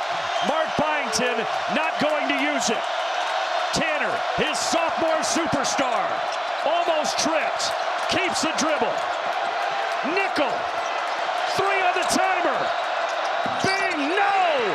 Rebound to Sanford. Final 8 seconds. Fred Hoiberg's going to let him play it out. Frager! Got it! Timeout! 2.2 to go, and this place is in a frenzy.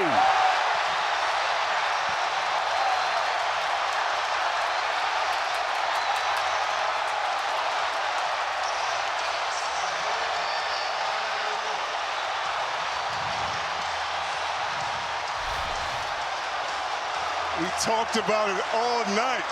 The fact these teams have been going at it, didn't get the shot that they wanted to right here. You want to see heart? That's how you finish strong inside. But maybe one of the biggest plays of the game was the play before this when the smallest man on the court had the tip back to tie the game.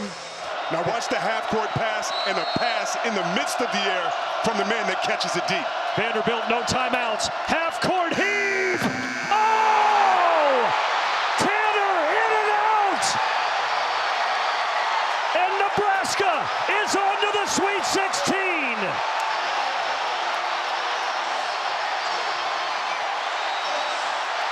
Terrific, Jamie. Tennessee, 4th in the SEC. That's where they finished in the first round, beat Miami of Ohio. They've been to 2 straight Sweet 16s. Can they make it 3 in a row?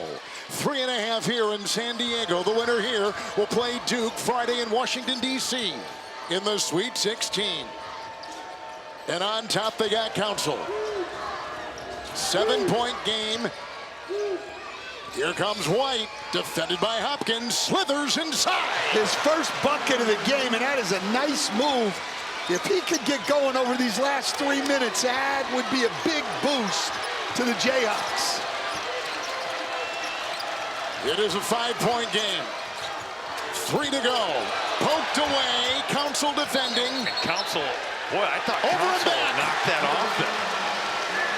I did too, and the referee really hesitated making the call. He actually let Council make the call. Well, Council definitely got a fingertip on this handoff. That's crazy. That's an awful call. So Kansas has made their last 6 shots. Peterson and Council have the last 10 Kansas points. It's White. It's Council. And Peterson. It's a 3.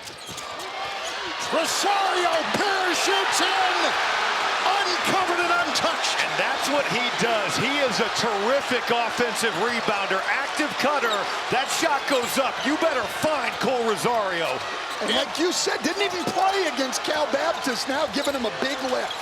It's Jackson, Ejiofor the screen, Rosario the defense. Kansas on a 14-4 run. Ejiofor inside. Oh, Batunga swats it away. The other way now, Council inside, up and off. And the rebound, Badunga lost the ball, diving on the floor, vacuumed in Council. Peterson 3, it's out. Tapped in, Baduga!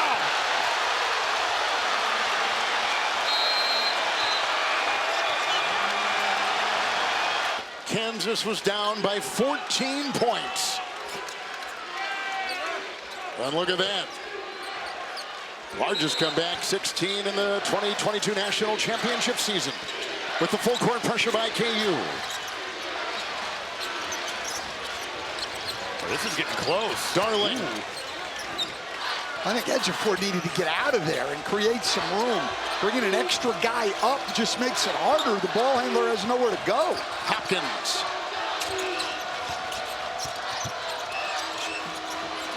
Shot clock at 4. It's a 3 from Hopkins. Wow. 6 threes put up and in by Bryce Hopkins. And late game, they just flare him in. You got to get it up. Bryce Hopkins up to the task. Council steering his way into the paint. Working on Ejiofor. White outside. Leans. Loose. White. And all of a sudden, Coach, St. John's having a hard time closing down these possessions. They're not getting stops. It's Ejiofor.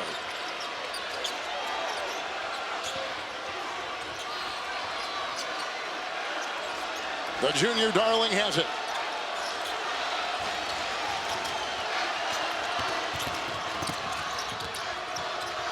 Ejiofor, 3.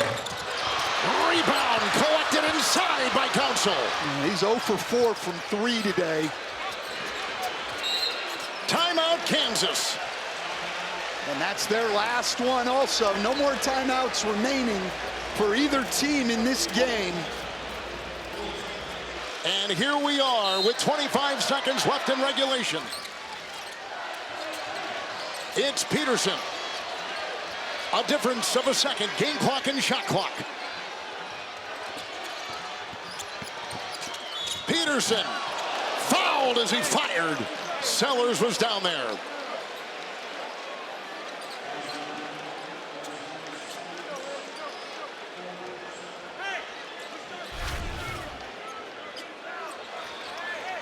So this is on the prior Kansas basket. They're out of bounds. And the question would be, were those guys in bounds? Man. Peterson. Clutch free throw there. He's got 20. Well, I don't know. Boy, that's hard. I don't know. Rosario really might have gotten close. up in the air and tapped that in. Peterson to tie. Kansas on a 23-9 run. 14 seconds in regulation. And a quick foul. They have plenty to give. Well, they got a lot to Yeah. give, and Bill Self's telling them they can be aggressive. That's only their 3rd team foul. Heck, they got 3 more they can give here. Hopkins will inbound. White is on the ball. Ejiofor with it. And held right there by White. And they're not going to give them time to get the ball up here into the half court. They don't have the rule the NBA does of second foul in the last 2 minutes. And they've still got 2 more they can take to slow St. John's up.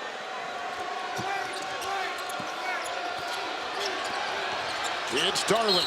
Rosario with the bump.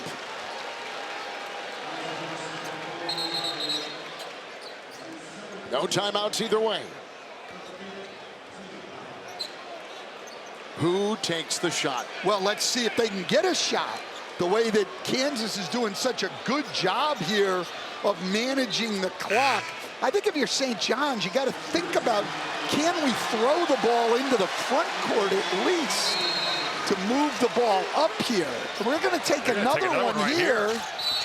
Wow. That's on Badunga. All right, now they cannot foul. And now you're down to 3.9. But exactly, great job. And St. John's just kept inbounding into the backcourt, allowing them a lot of time. Now Bill Self and his staff making sure they know no fouls. This is going to be Darling. He's got to go. Darling puts it up. And puts it up! St. John's is going to the Sweet 16.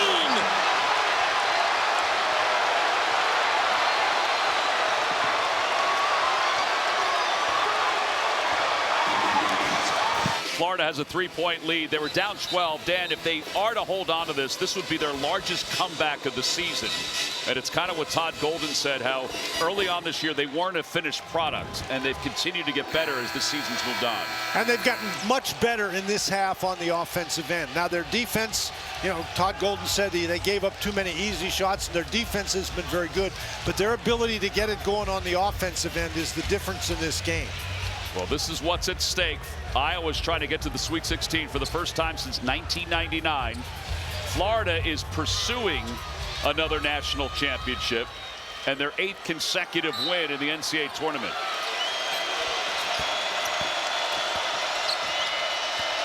Banks. Fulgaris up top for Sturtz. Now you got to get a good shot here if you're Iowa. That's a great recovery by Lee to cut off that 3-point basket. Fulgaris lost it. Shot clock is at 7. Fulgaris bounce pass to Banks, who jams it home. That's great patience and movement by Iowa.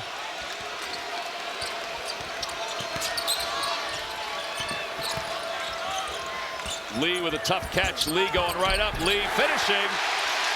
So worried about him dumping it off to the big guys. Nobody picks him up. And now we're all even with points in the paint. Both teams at 30. Man, some of these passes are dangerous. Fulgaris to Sturtz. Knocked away. Loose ball. Florida's got it. With the 3-point lead.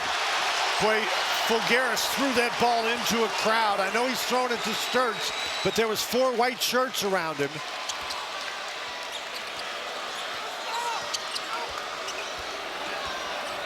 .120 to play.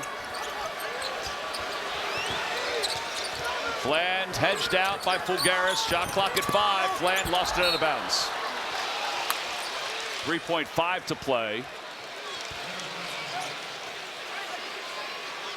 Florida's 8 of its last 9 from the floor.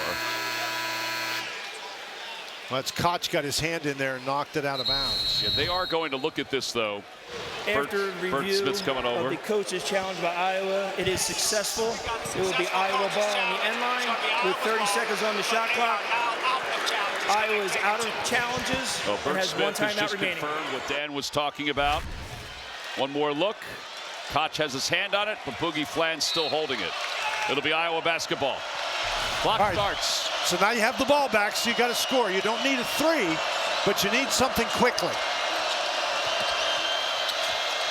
Boogie Fland has been all over Sturtz tonight. Sturtz, though, is able to convert with his drive. And now how do you play this defensively if you're Iowa? Well, I think you got to play it straight up if you're Iowa. They're good free throw shooters out there. There's not a bad one, so you certainly don't want to intentionally foul. Condon fakes the handoff, lost it, got it back to Houck with 10 on the shot clock. Houck, step back 3. It's going to be short. It's an air ball. Battle for the loose ball off the body of Iowa, and Combs with 4.7 to play, 4.7 on the shot clock. And Ben McCullen's asking his guy over there with the tablet, should he challenge? We don't have any challenges left. Boogie Fland will inbound. Gets it to Houck. He's got a clean shot. It's no good. Koch with the board. Shot clock is off. 25 seconds to play. One timeout for Iowa. It's Sturtz. Sturtz driving to the basket. Sturtz up off the glass. No good. Ball tipped around. Florida has it. Brown has it. And the foul.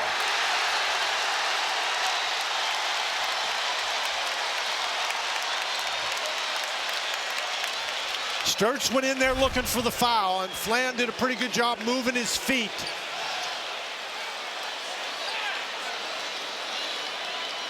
That's really good defense. He didn't cave in. He didn't let Sturtz get by him. Made Sturtz shoot over him. Now this is a 2-shot foul.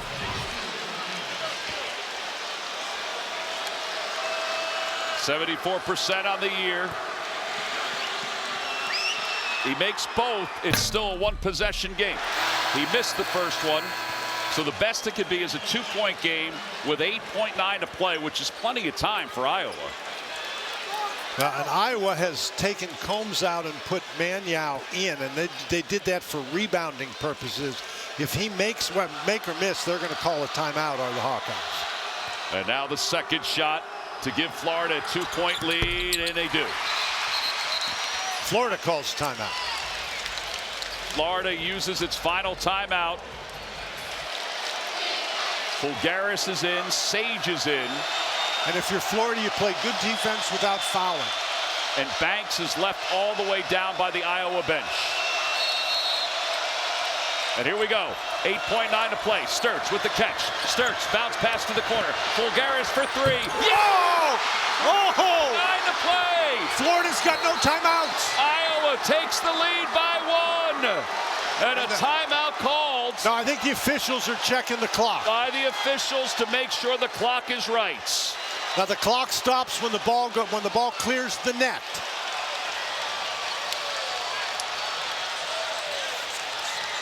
Alvaro Fulgaris. You know what? Great confidence in Fulgaris. He's had 2 very good days for Iowa. Sturts gets the ball up the court quickly now. Wow. It looks like there ought to be more time than that. 4.5 is what they're going to add. And 4.5 is plenty of time now. And so Iowa has used its final timeout. The clock stops when the ball clears the net. Florida can run the baseline. Condon will inbound it to Lee. Lee across midcourt. Lee speeding toward the basket. Lee leaves it underneath. That's it! Iowa, for the first time since 1999, will head to the Sweet 16 as they knock off the defending national champs.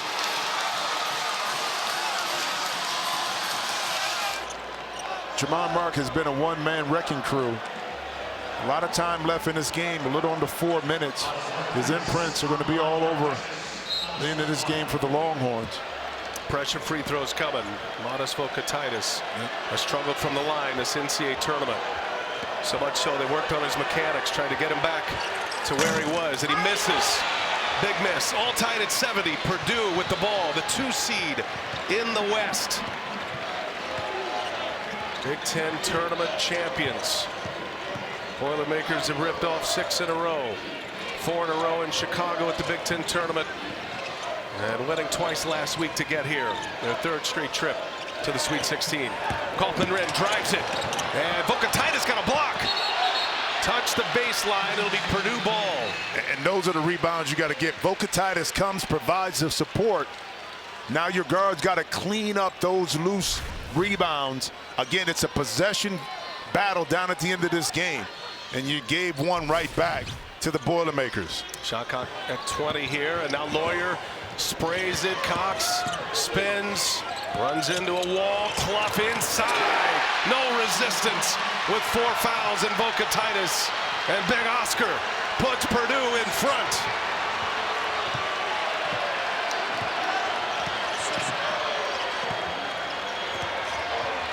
Approaching the 3-minute mark. Swain. Now Mark sitting on 29. Shot clock at 7. Swain drives it.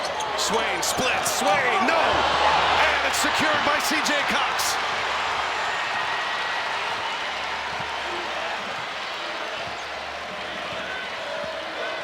All that experience and savvy of the Boilermakers. Kaufman-Renn skips it. Cox for 3. And it's Clough with an offensive rebound. Clock ticks. Clough turned away. Shot clock at 7. Massive possession right here. Shot clock to 3. Smith drives it, and it's blocked by Vokatitis. Officials look at each other. No call made yet. Shot clock violation is the call. Texas ball. Yeah, but possession after possession. So Purdue didn't score, but what they did was eat into the game clock with that extra possession. Wow.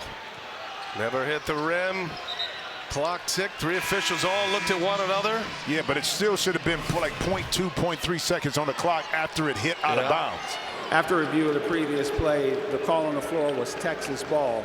The ball hit out of bounds with 2 minutes and 10 seconds on the game clock, so it would be Texas ball with 30 seconds on the shot clock. Oh, wow. There it is. Wow. I don't know, Gene. Yeah, BA, I think what's going on now is they gave Texas the ball in the shot clock violation. Now, in order for that ball to be changed out of bounds, Matt Painter would have to challenge that for an out-of-bounds call. That's why they stayed with Texas. Purdue would have had the challenge. I don't agree with that. It was time left on the clock. Texas gets the benefit here. Their ball inside Vocatitis. Clock knocks it away. Recovered by Cody. Under 2 minutes to go. Longhorns down 2 with the ball. Mark rises up. Mark no good. And Clough secures the board. And Purdue doing an excellent job of limiting the Longhorns to 1 shot, getting the defensive rebound, and now bleeding this game clock. Mark fouls Braden Smith. It's going to lead to free throws. Smith knows as well as anyone, Mark does not have his regular mobility here. Well, blew right by him. You know, in 2 things, Jordan Pope and Tremont Mark, because they're both nursing injuries, their ability now to turn the corner and get by their initial defender is hampered. So you're going to see some shots probably they're going to force up a little bit more because they can't get by that defender, especially stand still, maybe on the move. Thrilling finish to this when you can catch it all. Bleacher Report. One-stop destination for March Madness. All tournament long. Updates, highlights. Download the BR app now. Braden Smith delivers the first one. Misses the second one. Swayed up high with a rebound. Texas down 3 with the ball. And Tremaine Mark is limping right now. Swain gets the switch. Swain spins in the lane, kicks it. Mark gives it right back. One possession game. Swain got Clough on him now. That's the matchup he wanted. Dancing with him. Swain crossover, turn around. And Weaver there with a follow. The high flyer, Kendall Weaver. It's a 1-point Purdue lead. Timeout. Under a minute to go in the Sweet 16. And finally, the Longhorns able to duplicate what the Boilermakers were doing. Offensive rebound, big-time basket. It's like a turnover. Like a turnover, not who hit it out, okay? And that was a clarification on that possession. That's a big decision. That is huge. Choosing not to challenge. Now Purdue with the lead and the ball. Under a minute to go in the Sweet 16. One of the great point guards in the country with the ball in his hands. A center it on him at Cody. And he gets right to the basket. Puts it in for 2. Purdue up 3. Timeout. Purdue. Braden Smith, the senior, the All-America, delivering in the clutch. 8 seconds separate shot clock and game clock. Texas has 1 timeout remaining. No fouls to give either way. And Pope on a bad ankle. Driving the bus here.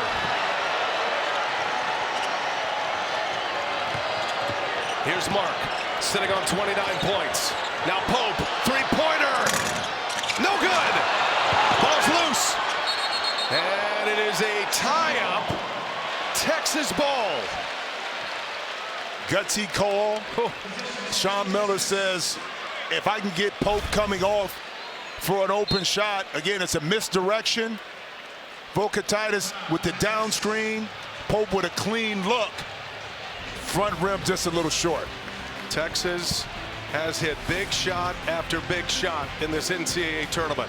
Timeout, Longhorns. Their ball when we come back. 1.8 seconds separate shot and game clock. And it's going to be a foul.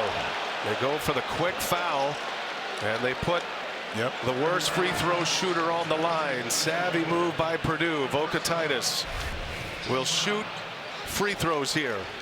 But that's one way to take away the opportunity for Texas to get a look at a three-point shot by intentionally fouling Vokatitis right here. And can he step up and just focus in on it? Keep in mind, this is a 1-and-1, not a penalty for 2. Knocked it in. Nets. Didn't even think about it. He had been 1 for 4 at the line. A lot of praying going on right there. Oh, man. 20.9 seconds remaining. A free throw here to make it a 1-point game. Simeon Wilcher ready to enter. Pressure free throw, good. Vokatitis stepping up big when it counts. And this is what it's going to be interesting. You got 20 seconds left. If I'm Texas, I'm going to try to funnel the pass to the corner, trap to see if I can get a 5-second call, not foul right away. Just got it in. Purdue does have timeouts, and there's the foul. Jordan Pope's going to send C.J. Cox to the free throw line, an 83% free throw shooter. See, I like the trap over there because the sideline acts as a secondary defender. The initial receiver of the pass, in their mind thinking that a foul is going to come, tends to hold the ball a little bit, and sometimes you can force a 5-second violation, but that time Sean Miller chose to preserve time on the clock by fouling on that first pass. C.J. Cox steps into the spotlight here. Purdue leads by a point. And they're in the penalty, so it's 2 shots. Money. It's a moment you dream about as a kid. You're at the line in an NCAA tournament game. It's all on your shoulders. He's got one more to make it a 3-point Purdue lead. And then we'll see if Purdue goes for a quick foul. If so, got it. Clutch. Free throws for the sophomore C.J. Cox. Shot clock is off. Texas got to go here. Swain turns a corner. Swain on clock. He puts it in and one. And Texas has a chance to tie it with a free throw. Oscar Clough is fouled out. Dalen Swain goes to the line for the tie. Wow. And that's why you put pressure on the defense. You know Purdue doesn't want to foul, but you also know that they're going to guard the three-point line like their life depended on it. So Dalen Swain did the smart thing, able to turn the corner, get Clough on his back, focus through the contact. Now, one of the biggest free throws, as you talked about, of his career, dreaming about it in the backyard in Columbus, Ohio, has a chance to tie this thing up. Has been their best player, Dalen Swain, for the tie. Cash. 77-77. Timeout on the floor. 11.9 seconds left in regulation. Purdue ball. Dreams are a reality right now. Braden Smith with the ball. Clock ticks. Down to 6. Down to 5. Smith shaken. Bacon. Smith puts it up. No! The foul! It's good! With .7 left. Trey Kaufman-Renn has given Purdue the lead. A chance at the last shot. It's up. No good. Purdue advances. The Boilermakers survive. Trey Kaufman-Renn wins it. 67-64. Duke has the lead over UConn with 3:42 to play in regulation. Capital One, rewarding performance. Terrace Reed has come alive. A presence down low, scoring at the rim, facilitating, playing great defense. And right now, solo ball, chance for a three-point play. Everything going UConn's way. It started with the defense wrap to start the second half and continue with great interior offense from the Huskies. UConn down by as many as 19. They have a chance to cut it to 2. The pressure is building now for Duke. Remember last year in the Final Four against Houston, led the Cougars by 14 with a little over 18 8 minutes to play, but couldn't finish the deal. And no Evans on the floor. Takes away one of the little ball screen slips. Good match here. 3 minutes without a point. A little dig and help. Boozer in a crowd, flips it up and in. Took his time there, gathered himself. A great substitution. Gumba coming back in, forces Reed to guard him. And Boozer able to take advantage of the matchup on Caravan. 25 points, 8 rebounds for Cameron Boozer. 69-65 Blue Devils. Ball accelerating, switches hands, popped out of there by Gumba. Good job. Protect on Reed and still recover. Under 3 minutes left. Sarr looks to the interior. Boozer. Early double. It comes. Hamenya ball fake. Hard drive. Hamenya puts it up. No. And Ross guides it over to Ball. 4-point game. If you got to go back to Reed, I think. Gumba has 4 fouls. He's too far out. He's got to screen and get to the box. Now he's got what he wants, maybe. Caravan over the ball. 2:19 to play. Shot clock is down to 10. Demery, jab step. 6 to shoot. Feed it to Reed. Spin, second spin, loses it. Demery, high arcer. It hits the backboard on the other side and out of bounds. That was not pretty at all. Never got into their set. Beguiled by the aggressive Duke defense as well. And only the second turnover of the second half for UConn. 2:06 on the clock. Offense now with Evans back on the floor. Evans a short breather there to close out the game. But I thought Boozer did a great job there, guarding Reed without fouling, forcing that turnover. So it is Foster and Evans in the backcourt for Duke. The leadership of Foster was apparent in the Sweet 16 win over St. John's in the second half. Now UConn switches. Yeah. Terrace Reed guarding Boozer. Go to Gumba. Under 2 minutes to go. Duke up by 5. And a battle with Caravan and Gumba. They're going to call it on Caravan. Not bad the way he's been shooting free throws lately.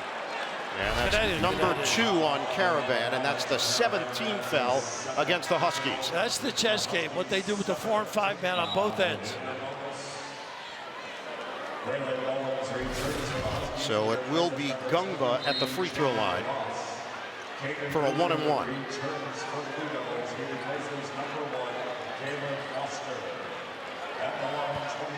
He went 1 of 6 at the line on Friday. He is 1 of 2 tonight. Boozer's pretty good getting in early.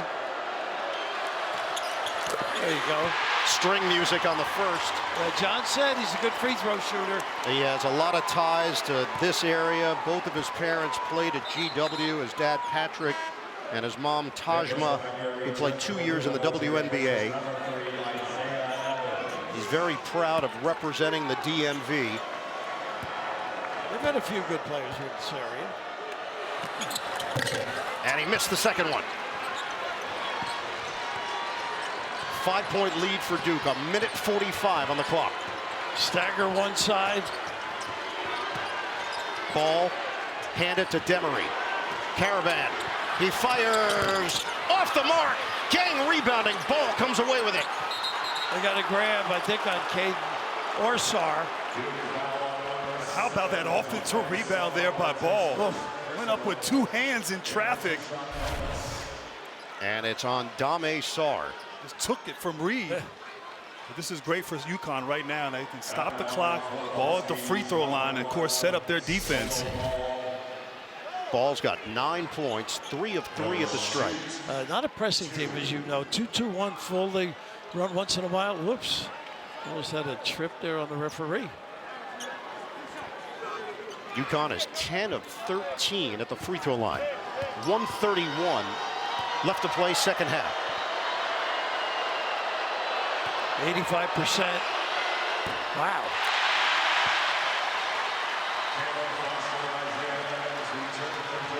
And it will be Foster and Evans back in, replacing Caden Boozer and Hamenya.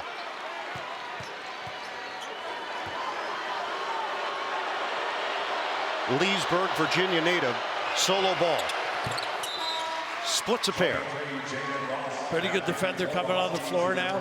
Jaden Ross back in, and Ball will take a seat. Straight up man now. Tough match here for Sarr, for Reed. Boozer trying to get it into Foster. He does. Full court pressure. Gungba. He's going to have to bring it across himself. He recognized it. And now into the hands of Foster with a timeout called. 1:20 left in regulation. Duke trying to hold on against UConn. Watch for that two-man offense right now with Evans and Cameron.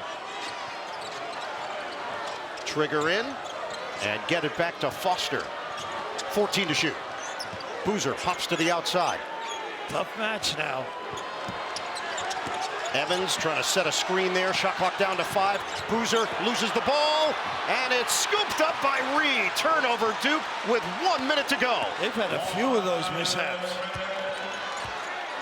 UConn down by 4. Demery operating against Foster. Kick out, Caravan. Bullseye! Wow! The guts, he's been struggling. The confidence, the upperclassmen stepping up. UConn has cut it to 1. 42 seconds left. Duke and UConn have provided tournament thrillers over the years. We've got another one here. Trip to the Final Four is on the line. Use the bounce. Boozer the spin. Boozer the flip. It's good! What a move there by Cameron Boozer. Ran into his own man, but still able to score. Oh, my. 27 points, 8 rebounds. It's a one-possession game. And a timeout called by the Huskies with 26.9 on the clock. Caravan. He'll go long for Demery. We're down to 24 seconds left. Ball's great going to his left. UConn down by 3. Gotta be in a hurry. 18 seconds remaining. Demery draws the big. Boozer. We're down to 14 seconds. Nice switch, and they're in trouble deep. Demery, 10 seconds. Oh. And there is a foul called on Boozer with 10 seconds on the clock. Duke did a good job. They switched that pin down between Reed and Caravan. And it confused UConn there. They waited a little too long before they could go. No activity in a hurry. And Silas Demery Jr. heads to the line. 81% on the season. Has not attempted a free throw tonight.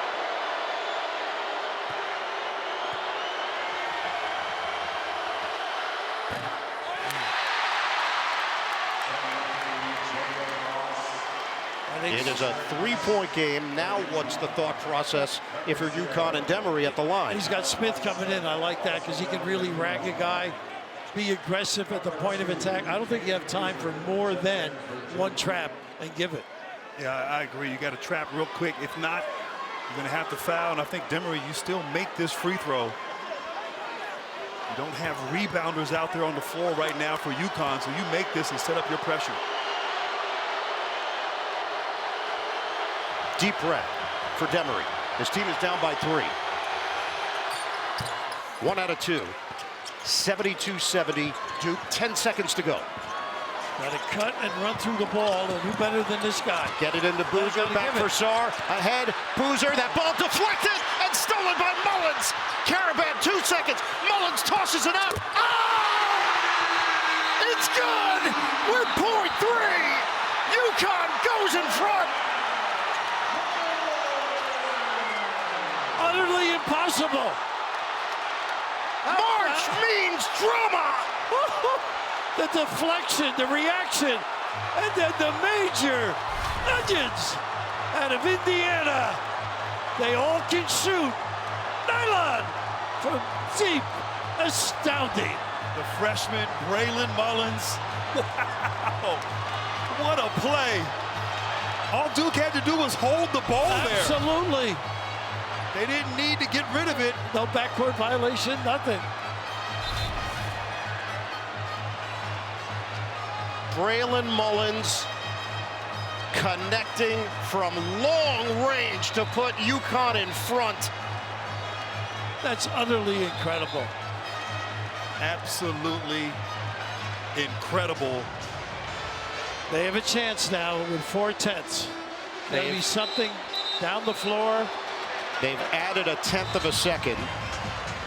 You can actually catch and shoot this. Well, right here, Caden Boozer just could have held the ball, tried to advance it. And string music for Braylon Mullins. It is amazing what can happen in these games. Dead in the water.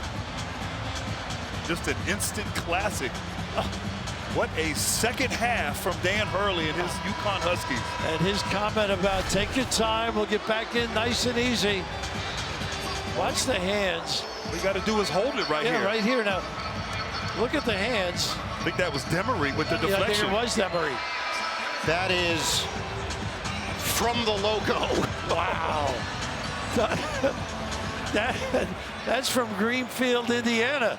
So there's 4/10 of a second on the clock. They added a 1/10 of a second. And now Duke has to toss it the length of the floor and hope for a miracle. Foster. He goes long. It's knocked away and it's over.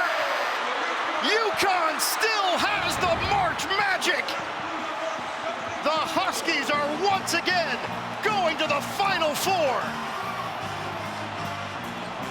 This was utterly amazing to come back and win this one 73-72.